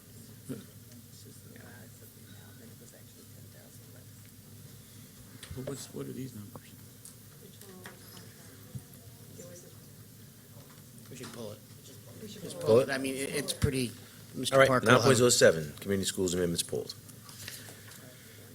All right, 10.01, Judy Centers. Any need to pull that one? Yeah, similar question about the write-up. I just didn't understand exactly what we were voting on. There were different sources for each school. I wasn't sure which of those sources were from the district versus our partners. So it wasn't clear what the actual action was on Judy Centers. Okay. And since I work for the Baltimore Community Foundation, I felt like I should probably recuse myself, even Yeah, though I probably couldn't a good quite tell idea. what we were voting on either, so. So we're going to pull 10.01 for recusal. I see someone sitting at the table. Hello. Good evening. Good evening to you. Please introduce yourself. Jeff Parker, Director of Procurement. Jeff Parker, Director of Procurement. Mr. Parker, I believe there's a question around 9.07, Community Schools Amendment. Correct. So when the contract was originally presented to the board, the amount was 1.870. But earlier in the year, the board approved approximately $250,000 reduction in that contract. So that's the explanation for the reduction in the agreement. What the board is actually being asked to do today is to approve a reduction in that contract further by an additional $10,000. And on pages 16 and on the ongoing pages, you'll see that there's a reallocation based on the partner and the individual contribution at each school. So the net effect of all of these changes is a further reduction in the amount of the contract by $10,000. So if you add up the new amount column, the pluses and minuses, is that equal 10,000? Mhm. Okay, thank you. I'm good. All right. Thank you. So do you need to pull it now, or you just? No, oh, I'm sorry. All right, good. Is he two? That's 907. Tim was only one to pull because of Michelle. 10.02, Mayor's Office of Employment Development, Mayor and City Council, Baltimore Youth Opportunity. Judy Center? We're pulling it. Pulling it, We're okay. pulling that. Sorry. 10.02, and you need to pull that one? No. 10.03, Baltimore City Health Department Nursing Services, and you need to pull that one? No. 10.04, Baltimore School for the Arts Foundation. I have a question for the floor. All right, Commissioner Hubbard. This question goes to AJ. We've been emailing back and forth on the answer to this. What I'm asking for before we have to pull this is just that I want to know what the exact amount is City Schools is paying in this contract and what the exact amount is that the School for the Arts is paying directly. That's my only confusion. I don't care about last year, this year, whatever. My explanation this morning was about just making sure folks knew that there were cuts across the board. The bottom line is for this procurement item, I want to know that 805 number is the number we're paying versus the 955 that's presented in the procurement item. Yes, so the amount that is being paid is a combination of the targeted money that Baltimore School for the Arts received this year in the amount of $854,000.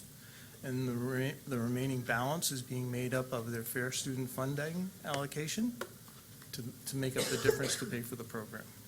So in accordance with our fair student funding models, at the principal's discretion, they can do this, and so that's what they chose to do. Yeah, I'm fine with that. I just wanted to say that before I vote on it. That's all I'm asking, because it wasn't clear in the procurement item. Understood. All right. No need to pull that one in. You got your question answered? No, it needs to be pulled because it's, the way it's listed right now is not the way that you're going to vote on it. Okay, we're going to pull it. I don't want to hold it up, though, because it could be fixed now. Can we fix it for the record? You just want it to be in the record, right? The Can we just problem is fix it that- afterwards for the record, right? The problem is that what's listed in the record is what you voted on is different from what's in the record. And so when I go to change it, it'll show up as a time change. So your vote would have taken place before the item was amended. So if you just pull it, we'll amend it, and then we'll just do a straight vote on it. That would be the easiest thing. It'll take me moments once Jeff has That's the all I'm right- asking, yes. It's not going to hold it up for next meeting. No, we can do it That's what I'm then. asking. Right. Fine, Okay. All right, fine. that's fine. Next up, 10.05, .x education materials. You need to pull that one. No. 10.06, the Ingenuity Project. You need to pull that one. I just have a question, maybe Dr. St. Louis. So this speaks to those existing schools, Tunbridge, Thomas Johnson, Cross Country, et cetera. Are there additionally funded Ingenuity schools in the fiscal, in the academic year 17, 18, beyond those that are listed here? Or are these the ones that are planned? Say which schools? Oh, am I looking at the wrong thing? Those partnership schools, Andy? I'm sorry. There are 4 schools that are listed, Poly, Roland Park, Hamilton, and Royal. What was I reading? Those are partnership schools, Andy? Number of applicants. Capstone schools, what are they? Which one? Capstone They're partners schools? of those schools. They're recruiting from a certain amount of schools, Oh, they're too. coming from those schools. They're actually doing a more targeted, that's one, and there's another list of schools I that they're see. targeting recruitment from to get, diversify the amount of kids who are coming into Ingenuity. Okay, I got you, thanks. all right. Next up, 10.07, Buck Institute for Education. You need to pull that? No. 10.09, Educational Tracking and Consulting, Encounter Tracking Software. You need to pull that. Any questions? No. I'm sorry. 10.08, Activate Learning, Investigating, and Questioning Our World Through Science and Technology. Need to pull that one? No. All right, we're going to move to number 11. 11.01, Baltimore City Health Department Food Permits. Any need to pull that one? No. 12.01, Maryland Education Enterprise Consortium. Any need to pull that one? No. 12.02, Daily Computers. Any need to pull that one? No. Move on to 13. 13.01, Navin Wireless North America LLC, Automatic Vehicle Location System. Any need to pull that? No. 13.02, Poinsett Bus Transportation Services Increase. Any need to pull that one? No. 13.03, Taxi Cab Services Increase. Any need to pull that one? No. 13.04, Team Services Corporation Emergency Generators Repair and Maintenance. Any need to pull that one? No, but I wanted to make a comment about, we talked about 13.04 and 13.05 in the ops meeting. They're both for Team Services Corporation. One is for the emergency generator repair and maintenance, and the other one is for pumps and electric motor repair and maintenance. And we suggested to the procurement team and the facilities team that companies like this that get these kinds of contracts to do this work in schools, we know that there's an ongoing need because of the age of our facilities, and we would like to see somebody try to make a connection between our CTE programs and the educational side of the house and these contractors. Is there a way to talk to these contractors about apprenticeships, internships? They're getting a lot of money for us because we need that work. But if there is such a demand for this work generated by city schools because of things that break, then we should be figuring out a way, at least engaging our contractors in whether there's a way to connect to the educational side of the house. So we don't have a need to pull it, but we talked about that, and this just happens to be the two on here, but we have roof people and generator people and floor people and painters and plumbers, and we have a CTE program. You know, to your point, Commissioner Kashani, I would say that what was being done in the 21st Century Project with trying to do local hiring Yeah. as a part of the RFP when it's submitted, that might be something I think the district might want to think about. And in fact, during the discussion, we referenced how frequently, when we talked about the local hiring, you would bring up, we mentioned you specifically, how you would always bring up, and what about the program Students. for our kids? And then a creative partnership was developed with a nonprofit organization because of all the insurance issues. I mean, you know, I don't know if Mignon is still here, but it sounds easy, it's not easy, but you made it happen. So with all the money that we approve in these contracts, if we could start to look at that part of the equation, rather than just giving them the money to fix things, how are they integrating our kids into those contracts? So obviously, it's a longer-term thing, but if we don't start asking people for stuff, they're just going to keep coming to us. And it came up because there was a pretty substantial increase in the hourly rate for one of the contractors, and which flagged for me that there's an increase in the demand for these services. Well, if there's such an increase in demand, then they must have an increase in the need for workers. And if they have an increase in the need for workers, what about our kids? All right, so 13.05, any need to pull that one? No. 13.06, Education Logistics, Routing Logistics Software. Any need to pull that? No. 14.01. Oh. My mistake. 15.01, NCS Pearson SchoolNet Software Maintenance and Support. Any need to pull that one? Okay. Recap. Mr. Belito de Luna. I have 9.05 pulled. And I have 10.01 pulled. And that's all that I have pulled. Do you have the same? No, 10.04 is pulled. 10.0, It's pulled until it's that's right, yes, corrected. you're correct. 10.04, yes. And 8.01 is being Moved. voted on later on. Moved So on, it's yes. pulled. Okay, yes, I guess it's pulled, yes. Yes, sir. So all the remaining items are for consent. Do I have a motion? I move to accept the consent agenda. So moved by Commissioner Ike Hubbard to accept the consent agenda. Have a second? Second. Seconded by Commissioner Frank. Yeah. Uh, Good job. All those in favor, please raise your hands. Commissioners Bondima, Frank, Chinia, Kashani, Cooper, Ike Hubbard, Canham, Hassan, Berkeley. Vote passes 9-0. All right, let's return to 9.05 BKL and Associates.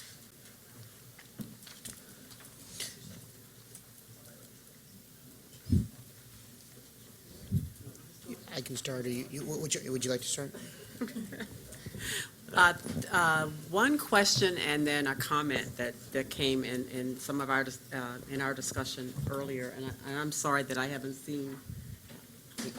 Oh, there you go. Oh, okay. Yeah, Jim, I think Jim's the. The one question may have been posted, but I'm sorry I haven't seen it yet. One question was around just some information about BKL Associates and their work in other districts. Yeah, we So I did understand supply that part. in the Yeah. email that you requested, along with the names and resumes of the coaches, Okay, one of whom is Dr. Irma Johnson, who I'm sure you're familiar with, okay, and Rita Johnson. okay. And we supplied the whole scope of the different services that Commissioner Hammond had requested.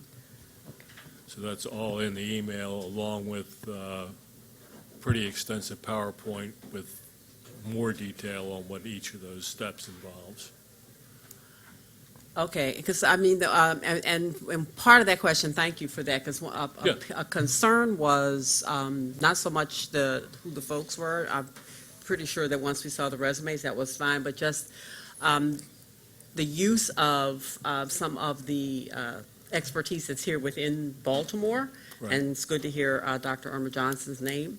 And then the other piece for me, and I'm hopeful because I know that we're moving towards reestablishing sort of our pipeline locally, is that we don't lose, and hopefully we haven't lost some of the history that we've had previously within the system, especially in terms of relationships and partnerships that we've had with some of our universities. And I'm speaking specifically of work that was done with both the teacher and the principal pipelines, that work we did with Johns Hopkins University. Right. So I'm hoping that that's somewhere around and that we can use some of that background as we begin to take a look at this again and sort of put all that back together. Absolutely, absolutely. Yeah, and I will also say, Commissioner Chinia, that,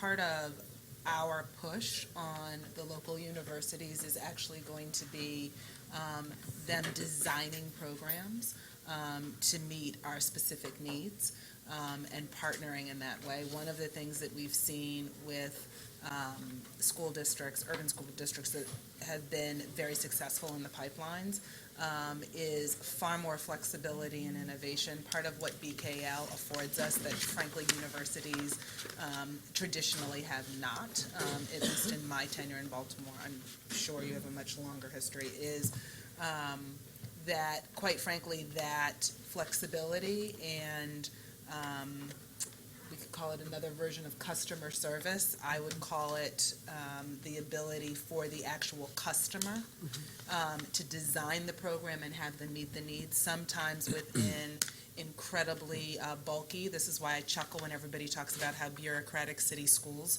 are, quite frankly, and I've had some initial conversations with folks at the university level. Many of them,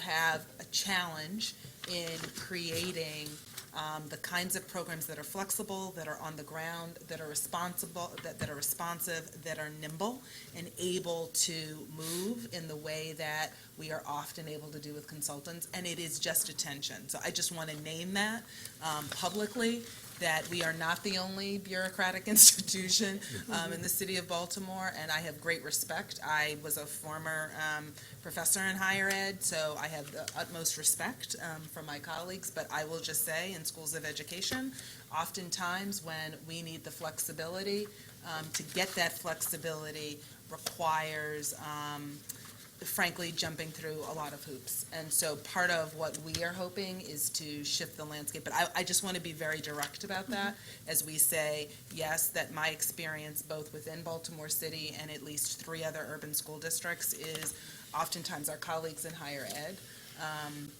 have as much red tape to go through as we do, and quite frankly, the direction we're moving in is not one of prefab programs and not one of other folks' existing requirements, but one that is grounded in the folks that we need here in the city and a commitment to actually train and develop leaders for the city, not for every other jurisdiction, and then we just take what they've developed. So if you can't tell, I'm a little passionate about this, and I take a customer-driven approach. If we are paying, then doggone it, I should get the program that I need. I should not get a pre-canned, prefab thing.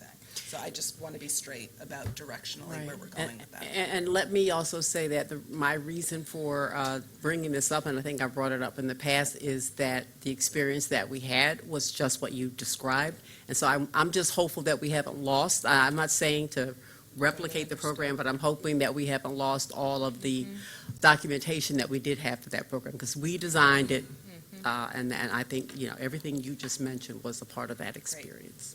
Commissioner Cannon. Great, and yeah, thank you, Commissioner Chinia, and your response, Dr. Santelises. We brought this up.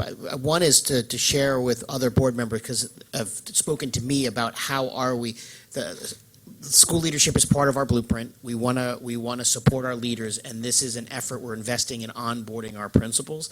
And we just were asking questions about who's the group, who are the coaches, because it really matters. Who are the people interacting with our principals? And then what is the program that they're receiving to onboard them? They're moving from onboarding first-year principals and having a cohort second and third-year principals as well. And, we are putting a bet on that. We're making an investment in it. So we just had questions to want to make sure that it's really high quality. The one thing I would say is, one of the metrics is retention, which is obviously we want to retain our principals that we're onboarding. But I would also just think about, not for tonight, but just like, how are the schools doing too? And how are they moving? And can we make a connection to the coaching and support we're giving to how the actual schools are performing? And that was my only comment on this, my last comment. But thank you for pulling the material. It was really answered all my questions. I'm sorry, and if I could just make one more footnote, that when I entered last July 1, there had been no onboarding, no support for new principals for at least the last 2.5 years. So I also want to put that on the table as we scrutinize. I think we need to understand that I had second and third year principals calling for support because there was none previously within the last 2.5 years. So I don't know what was out, what was stated, but within my first week of July, I realized there was nothing planned beyond pure human capital procedural support of new principals. There was none previously existing. So I just also think that as a district, we need to take into context the extent to which that support had disintegrated over the 2.5 years when we talk about metrics and everything else. So, do I have a motion for 9.05? Motion to accept. I have a motion to accept by Commissioner Cannon. Do I have a second? Seconded by Commissioner Chinia. All those in favor, please raise your hands. Commissioners Berkeley, Hassan, Cannon, Hubbard, Cooper, Kashani, Chinia, Frank, and Bondima. Vote passes 9-0. All right. That turns to 10.01. Judy Centers. I withdraw my question. Gotcha. Thank you. Motion to accept. Do I have a motion? A motion to approve by Commissioner Frank. Do I have a second? Second by Commissioner. Second by Commissioner Hubbard. All those in favor, please raise your hands.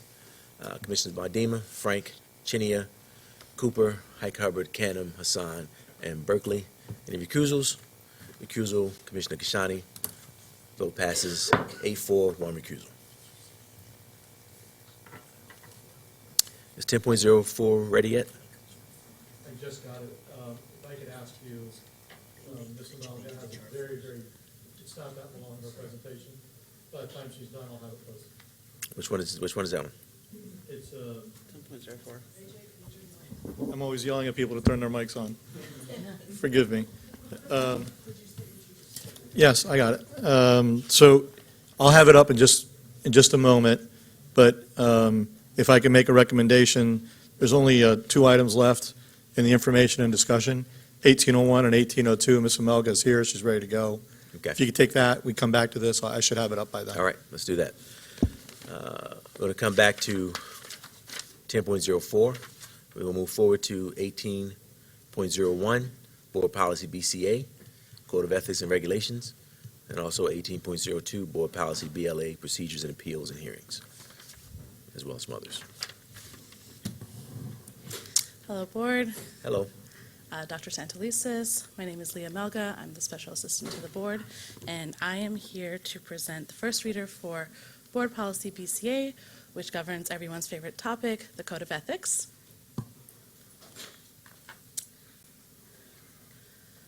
So the Code of Ethics was initially, the last time it was revised was in 2012, and so over the course of the last 5 years, we've impaneled 5 members from the community to be our ethics panel members, and they have been tasked with interpreting the policy. And as they've gone along and interpreting some things, they get advisory opinions, they go through financial disclosure statements, and as they've gone through their work the last 5 years, there have been some issues that have arisen that we feel can be remedied through revising the policy, and that's where these recommendations stem from. So there are some like minor, language edits, but the 3 major things that are being recommended are requiring the panel members themselves to fill out financial disclosure statements, and those will be reviewed by the Office of Legal Counsel. The second is to clarify some timeframes. Like I said, when the policy was first adopted and the ethics panel started interpreting, they were given some timeframes on when to turn things around, most relevantly their final report on financial disclosure statements. But when they started doing the work, they realized how much time it takes, especially since they meet once a month, and that's when they're getting responses from people. They didn't, we didn't realize how much back and forth it was going to require for some of the statements. And so right now they have, I think, they have to have their final report by June 30th. So we're moving that to December 30th with the expectation that they present it to you really in November.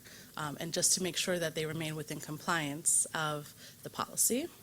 And then the last major proposed revision is clarifying where the policy applies to the student commissioner, and this specifically came up from an instance in the last couple of years where it's, the student commissioner is a member of the Board of Commissioners. However, because the student commissioner doesn't have the same voting rights, especially on matters that deal with money, there's, question about whether the same conflicts of interest would arise for a student commissioner as they would for a board member. For example, being employed by the school system at the same time as being a member of the board, or getting a job within a year. So if we're having a student commissioner and they find an opportunity in the school system within a year of graduating from high school or whatever the case may be, that's not something that the policy wants to limit the student from. So there's some things like that requiring them to fill out a financial disclosure statement. Those are things that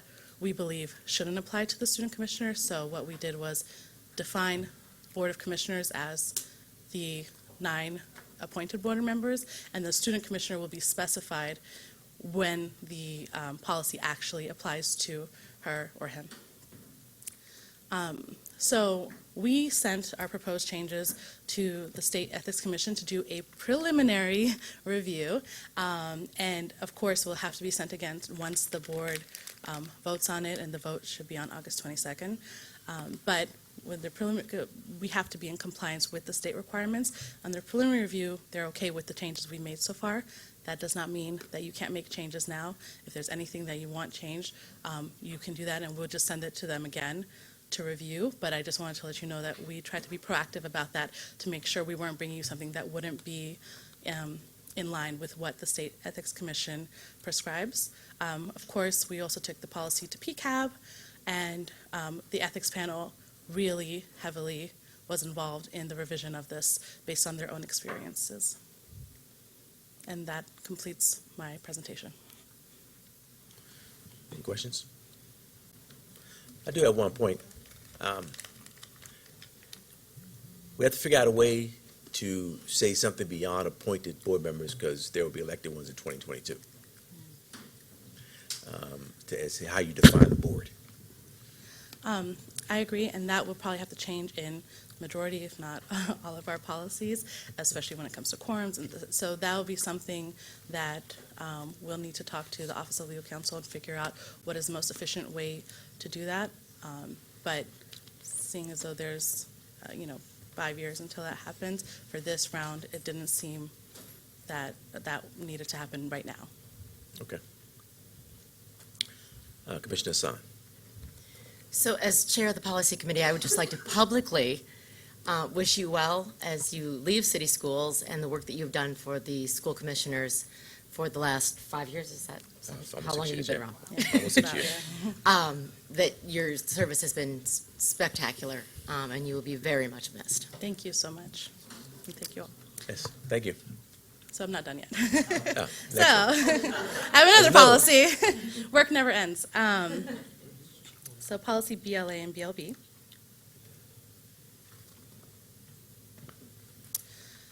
Once again, I'm Leah Melga, Special Assistant to the Board, and now I'm presenting first reader of policies BLA and BLB, which govern the employee appeals and hearings processes.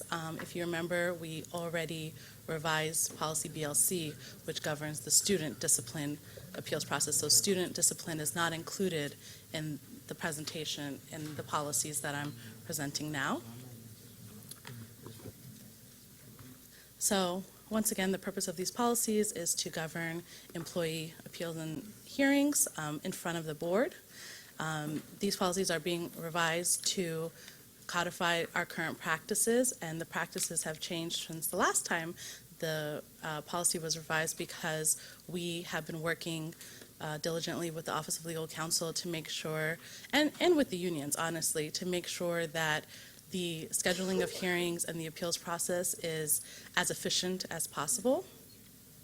And those changes are reflected in the proposed revisions. The main one being the addition of a scheduling process. In the past, depending on the person scheduling and the people having the parties having the hearing scheduled, the scheduling process could differ, and there wasn't a linear timeline on how and when it should be done.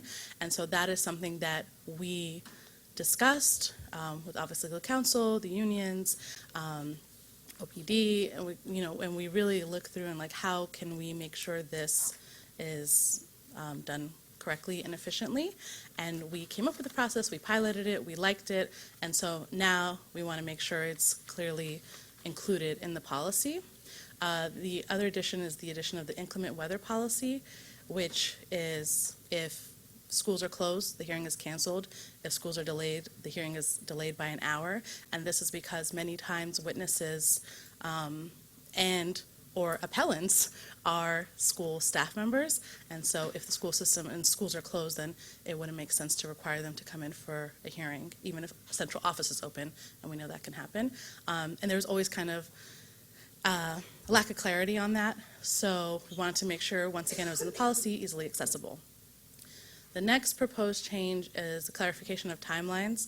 One thing that we found is that in all our policies, the definition of days is always meant as calendar days, and that can be problematic in when you're having timelines about when a deadline is to respond to something, especially if it's a 24-hour or a one-day turnaround. Like one day could mean you get on Friday, then technically it would be due on Saturday, or, and it just didn't give us enough time. So we've changed where necessary days to say business days, and that's clarified in the policy, so there's no confusion. And then the last proposed change is the clarification of the board's delegation of their authority. The board has, in the current version of the policy, delegated some of its duties to the board executive officer and some of its duties to the hearing officer or anyone else that you may deem as presiding officers for a hearing. And this just clarifies that more when the board executive officer has authority. For example, as long as it's a procedural matter that does not terminate the appeal or dismiss the appeal, then the board executive has that authority because it's an administrative procedural matter. If it's a matter that is a legal matter that gives the person with the authority the ability to dismiss the matter, then that needs to go to a hearing officer and it must be voted on by the board. So we just want to make sure that no appellant is having their case dismissed without it being voted on by the board first. So we just included those clarifications. We got feedback. We sent out the policy to all of the unions listed above. We got feedback from BTU, and we incorporated all but one of their recommendations out of like 5. And when I sent them when I sent it again after the policy committee meeting, I didn't get additional feedback. So, and we explained why it wasn't being incorporated. So for now, I'm taking their silence as acceptance. We'll see after they hear this. But I think for the most part, though, we work really well together, and so we've come to an agreement about making sure that the appeals process is efficient, and they like most of the changes we made, or they're at least okay with them. Hearing examiners came in, sat down with us, read through the policy literally line by line, gave in their input based on their experiences, and we made changes accordingly where necessary. And it was sent to the Office of Human Capital, and we did a presentation at PCAB. And I will take any questions or comments now. Any questions? No? All right. Thank you. Thank you very much, and good luck.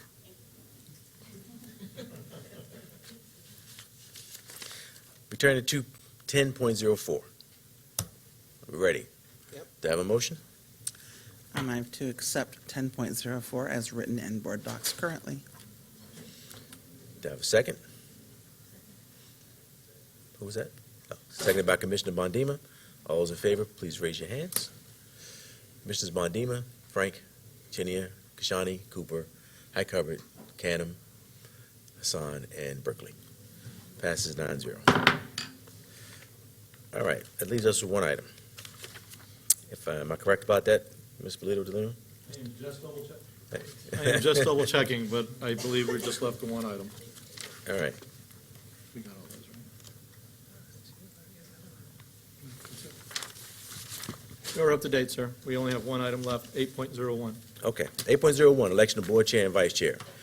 It's that time every 2 years where the existing chair and vice chair's terms have ended as board leadership, and now let's move on to the next phase of leadership. And so, do I have a motion? I Commissioner- move. Sorry. I was going to do it, but if you want to, go right ahead. Well, you can second. Go ahead. I would like to move that Commissioner Kashani as the board chair. Do I have a second? Second. Second by motion for Commissioner Kashani to be chaired by Commissioner Hassan, seconded by Commissioner Hubbard. All those in favor, please raise your hands. Commissioners Bondima, Frank, Chinia, Kashani, Cooper, High Hubbard, Canham, Hassan, and Berkeley. 9-0. Now we got to deal with vice chair. Got a motion? You? I did. Okay. I moved to that Commissioner Canham replace Tina High Covered as board vice chair. Okay, I have a motion for Peter Canham to be vice chair. Do I have a second? A second. Seconded by Commissioner Bondima. All those in favor, please raise your hands. Commissioners Berkeley, Hassan, Canham, High Covered, Cooper, Kashani, Chinia, Frank, and Bondima. Vote passes 9-0. New chair is Commissioner Cheryl Kashani. New vice chair is Commissioner Peter Cannon. So,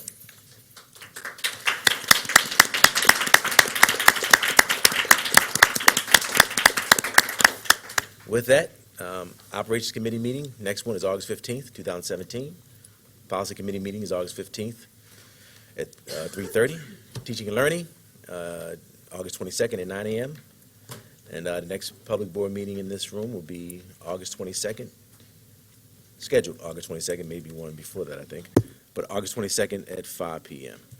With that, do I have a motion to adjourn the meeting? So moved. So moved by Commissioner Hubbard. Have a second?